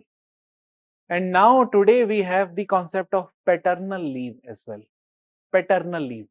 But paternal leave जो है ना वो all India level पे नहीं है, state wise है. If I'm not wrong, you can correct me. Paternal leave is state wise, not all India level, as far as I know.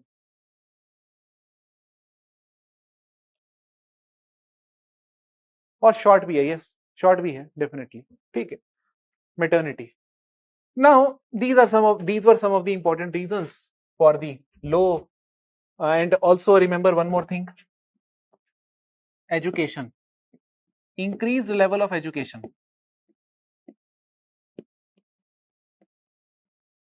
What is actually happening, that women are opting voluntarily to not join the workforce because they want to study.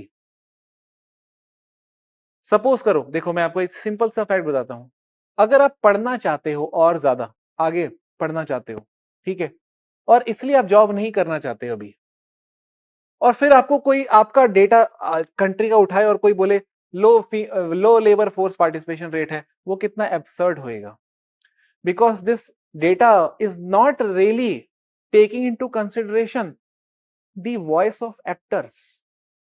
It is only looking at the surface reasons, the structural causes. Okay, the reason that women are, and this is happening in the urban and rural India now, both, that women are becoming aspirational, they want to get education, and the state is also promoting girl education, girl child education, okay, more and more, beti bachao beti padhao, there are many other campaigns that are running to promote women's education, and since now they have started enjoying education, something that they were deprived of for a very long time, and that is why they have started voluntarily to they decided voluntarily to not join the workforce and to pursue their education further.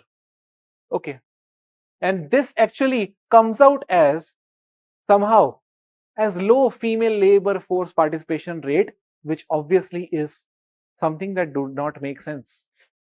Okay, so this is something that you can end your answer with, okay, by giving agency to women. Okay, now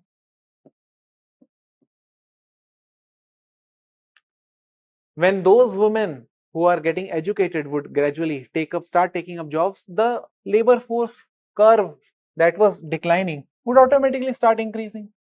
And when you have jobs availability, opportunity, non-farm sector also, jobs in the non-farm sector also, where women are comfortable, again you would see increase in jobs, increase again you would see up that curve going in this direction.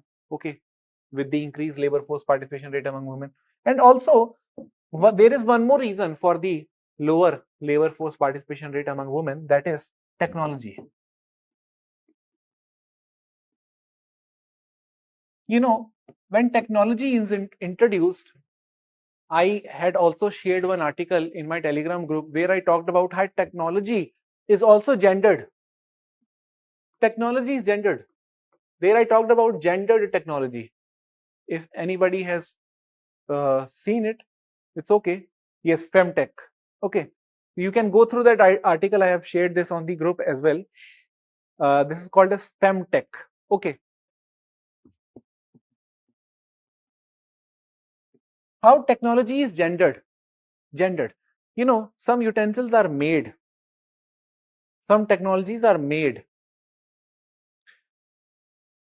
which are women only, what we call as those are the things that are used by women only. Okay, and to help them in that task or to make their job easier, those technologies are made, like for example vacuum cleaner.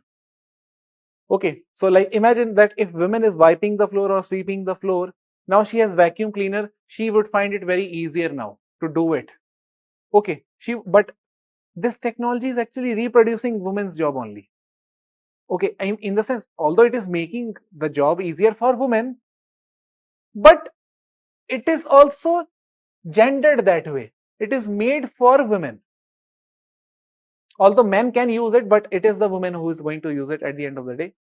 And then, you know, things like appliances that we see in our everyday life.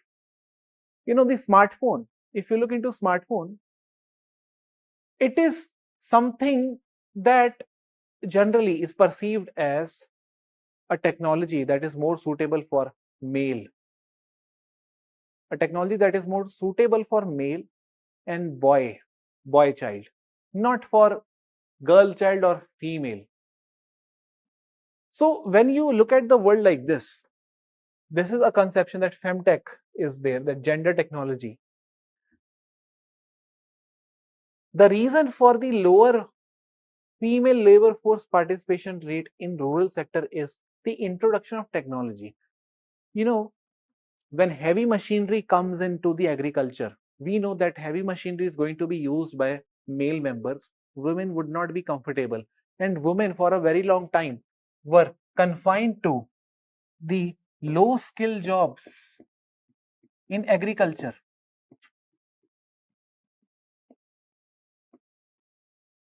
like winnowing and harvesting. These are low skill, and since they are low skill, technology will simply replace them, and therefore the women who were involved in agriculture practice, they would now again have to go get back to their homes. Okay, so this is how technology that was heavy machinery which could be used mainly by men. Basically what I am saying is gender technology means men friendly and women friendly. Some technologies are men friendly, some are women friendly. So since heavy machinery is men friendly, it is actually unintentionally causing the elimination of female workers in the agrarian setup who were involved in low skill jobs. And as I told you already, that capitalism leads to informalization of workforce. Already people became low skilled only because of capitalism, and now those low skills are being replaced by machines favoring men. And that is how there is one scholar, Heidi Hartman. She shows a link between capitalism and patriarchy. That these are two brothers. Capitalism and patriarchy are twin brothers. Heidi Hartman. Why?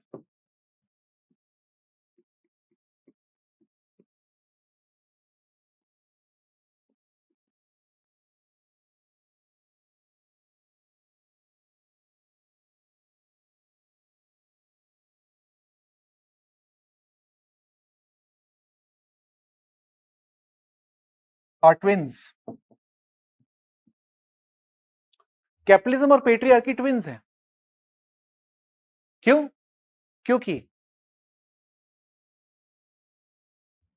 होता ये है, जब आप देखोगे women's only work, horizontal segregation, or even in the vertical segregation, when you see women's position at the lower strata, in both the segregation, one thing is common: both are lowly paid and underprivileged or seen as low status. Okay, in both way. And when they are seen as low status, low paid, it actually creates dependency of women on the male members so as to fulfill their needs, desires, because they cannot fulfill all the desires by that job. And that actually creates dependency relation of women on the men. That is why marital alliances are largely patrilocal, favoring men because men are highly paid. Okay, that is why this is what Heidi Hartman is saying, that somehow the conditions are made which actually reestablishes the dependency of women onto the male. Understood?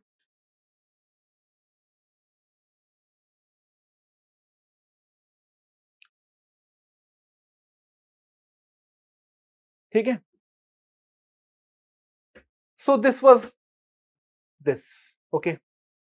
Now I will take just 15 more minutes. ठीक है? ज्यादा time नहीं लूंगा तुम लोग का. आज का तो लंबा ही हो गया बहुत. Just 15 more minutes. ठीक है? खत्म ही हो गया, ऑलमोस्ट खत्म हो गया. Basically the things that were little bit complex that I have explained, or things which can be done easily, that I know we will do. अभी एक कॉन्सेप्ट है जो मैं बताना चाहता हूं, जिसका नाम है feminization of agriculture.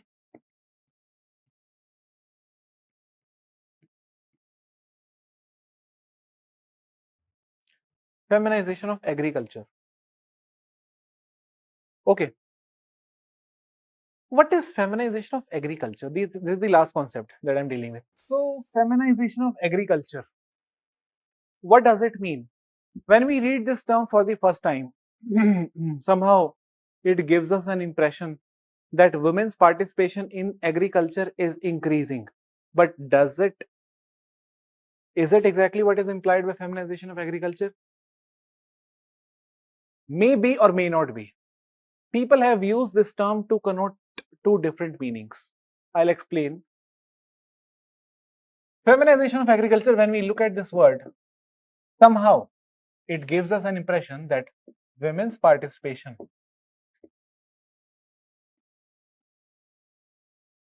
in the agriculture is increasing.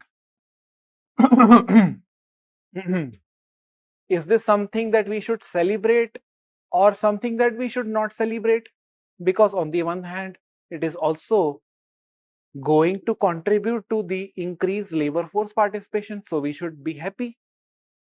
But then we should also be sad that they are not going for non-agriculture sector. They are still limited to agrarian sector. What should be we feel like? And how is women's participation in agriculture sector is actually increasing?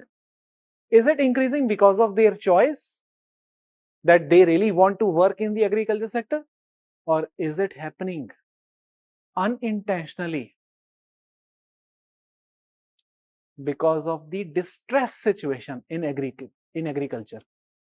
What has been found by different studies is that the feminization of agriculture, that means the women's participation in agriculture, is the result of men's migration from rural to urban. Okay, and since men have migrated from rural to urban, someone have to look after what has been left by men in the rural, and that is why it is not something that we should celebrate. It is actually women doing a task that has been left by men, the men who are seeking the urban centers for green pastures. Women have been confined to the brown pastures. Okay, so it is largely happening due to agrarian distress.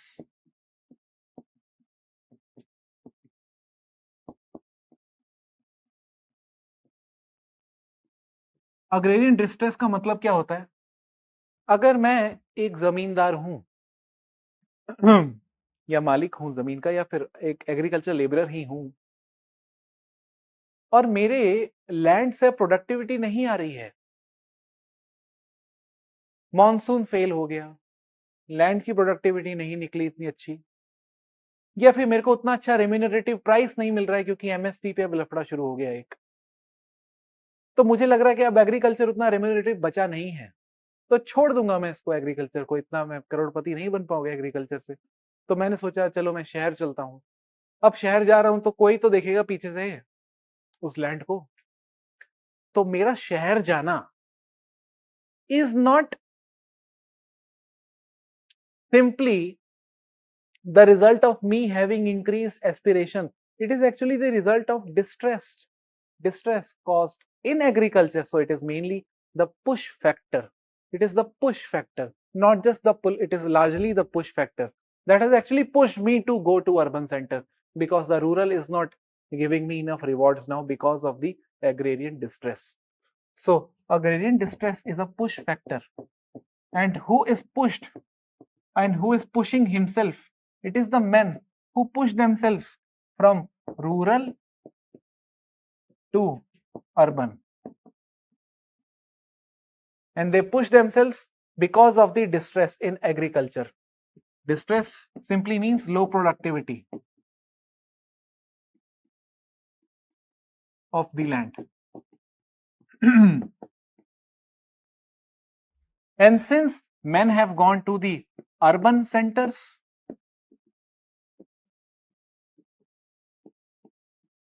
a vacuum is created here. This vacuum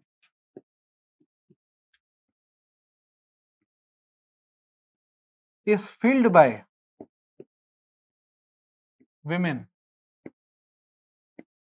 and when women fill these vacuum, we call it women's participation in agriculture increasing, therefore feminization of agriculture. Understood? Now the thing is that we should now talk about the status of women in agrarian setting.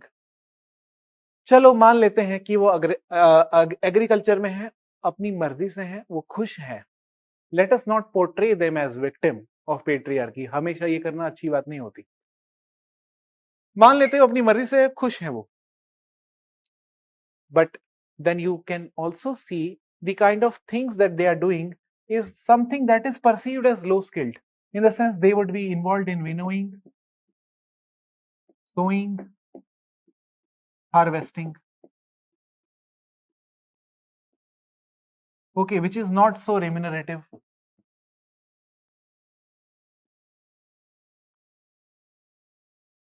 Not so remunerative. Largely you would see women. There is a proportion called as numbered approximately 90 million women workforce in rural setting. We have 90 million workforce. Out of this 90 million, 60 million women are agrarian laborers, agricultural laborers. 90 million women workforce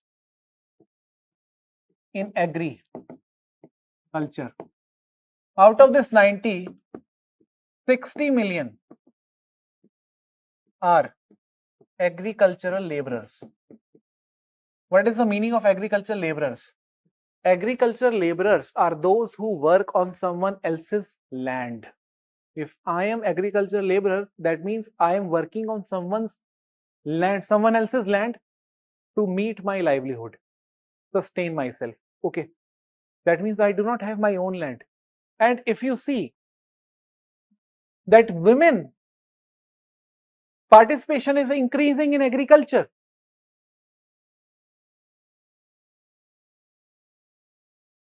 you see it as a result of agrarian distress. And when you see it as a result of agrarian distress, you then also see women occupying low skilled occupations that do not give enough wage or reward, and that may even limit them to those jobs only, because they would have to be doing that because the male member have gone back, so they have to look after their home. So for that they would have to limit themselves to agrarian setting. They cannot afford to get themselves educated. They should not be talking about education, because if they start talking about education, who would now be doing work in the agriculture, who would now be making money for the family at home? Because the male member, उसका तो कुछ पता नहीं कब कमाएगा, कितना कमाएगा.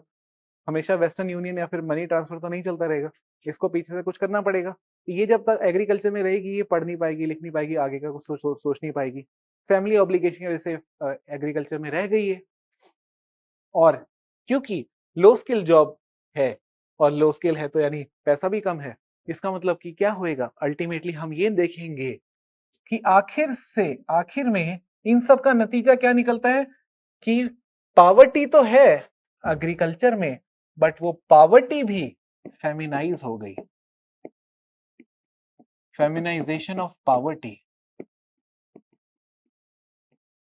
which is the result of feminization of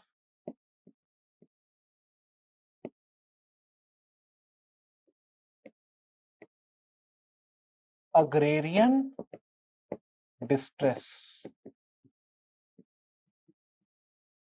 So what we see as feminization of agriculture is nothing but feminization of agrarian distress, because it is the woman who is looking after something that has been left by men. Why men left it in the first place? Because of agrarian distress.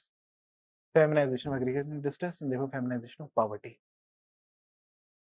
And there is one scholar, Beena Agarwal. Last statement. Beena Agarwal.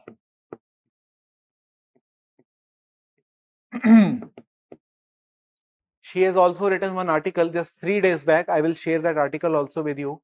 But she's a classical scholar. She has actually given some data, and she's also given one thesis after this data. Okay. And remember, this agrarian distress which happened, since the agrarian workers are moving towards the urban setup, it may seem urbanization, but along with urbanization, it is also de-peasantization. They are no longer peasants. They are moving to become urban workers. Okay. Not, they are not going to be a peasant in the urban center. So it is not just urbanization, it is also de-peasantization that is happening along with feminization of agrarian distress. The two things are going parallelly. De-peasantization of men and feminization of agrarian distress. Two things are going parallelly. Okay.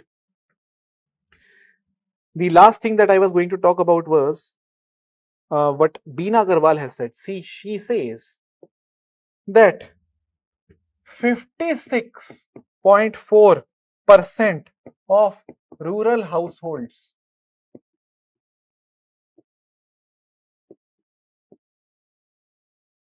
own no agricultural land. 56.4% of rural households own no agricultural land. And what's worse is that while women do 80% of farm work, they own only 13% of land. This is a data by Oxfam.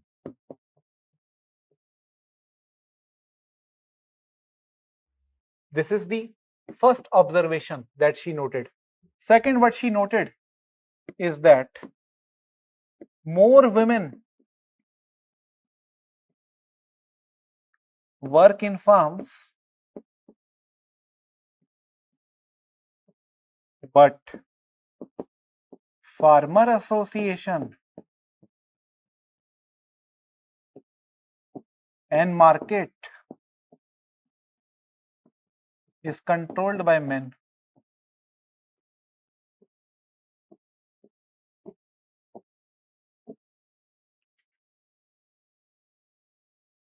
Okay. Third, self-help group is there, but the empowered woman or the so-called member of the self-help group is empowered only within the group. Once she goes back home, it is the men again who is dominating. So women help themselves outside the home. Inside the home, women do not help themselves. Women are helpless. Okay, so SHGs are productive outside the home, but in the private sphere, it is not going to help her. So SHG is there and have positive impact.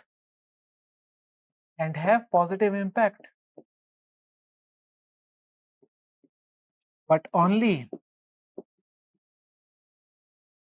within the group and outside the home.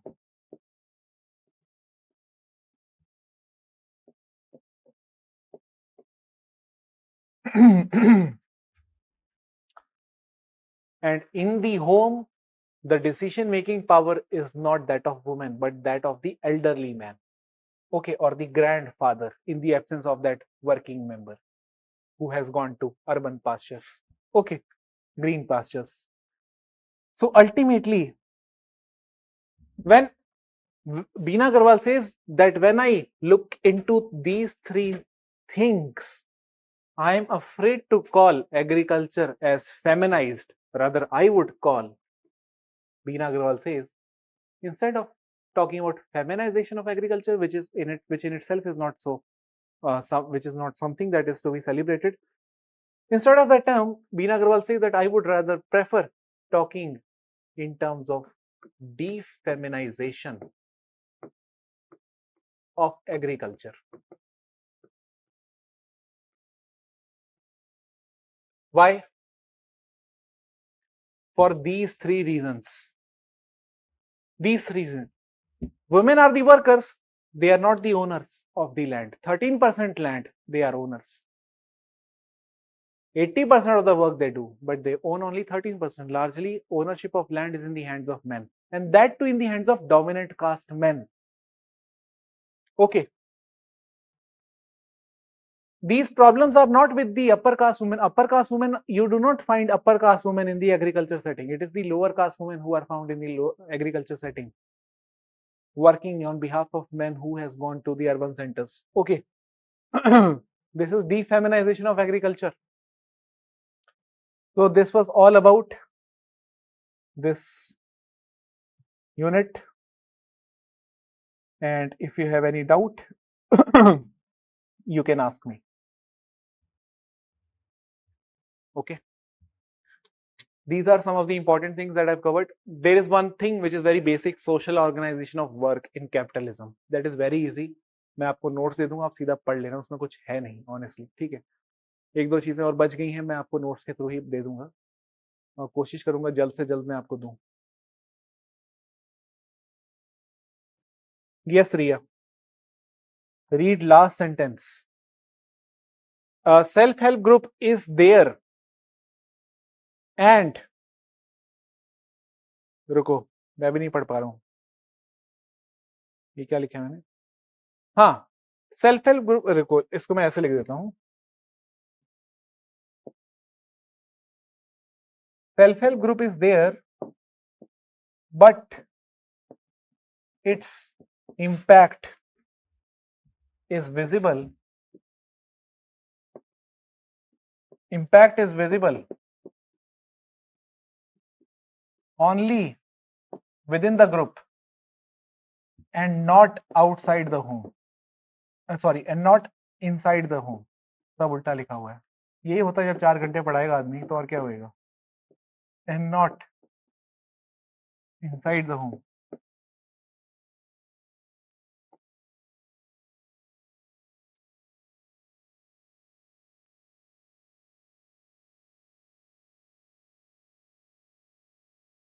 Okay. So these are the, with this, sir, I have a doubt regarding previous lecture regarding self-designation of developed and developing nation to the country provided by WTO implies an opportunity distance by the countries to self-designate as a developing nation to gain more beneficiary. Self-designation of developed and developing nation to the country. Can this be criticism?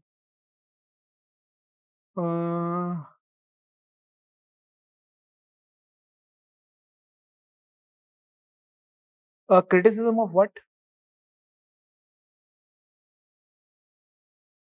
Criticism of dependency theory. No. Dependency theory, so you know, dependency theory came in response to colonialism. So dependency theory should be limited to that domain only, and it is actually explaining exploitation of the poor countries, largely happening as the result of this colonial countries procuring their raw materials, processing them into finished goods, and then selling them back to them. So this has what has established dependency among the colonized and the colonizers. So this nomenclature thing is not related to that. That is something else.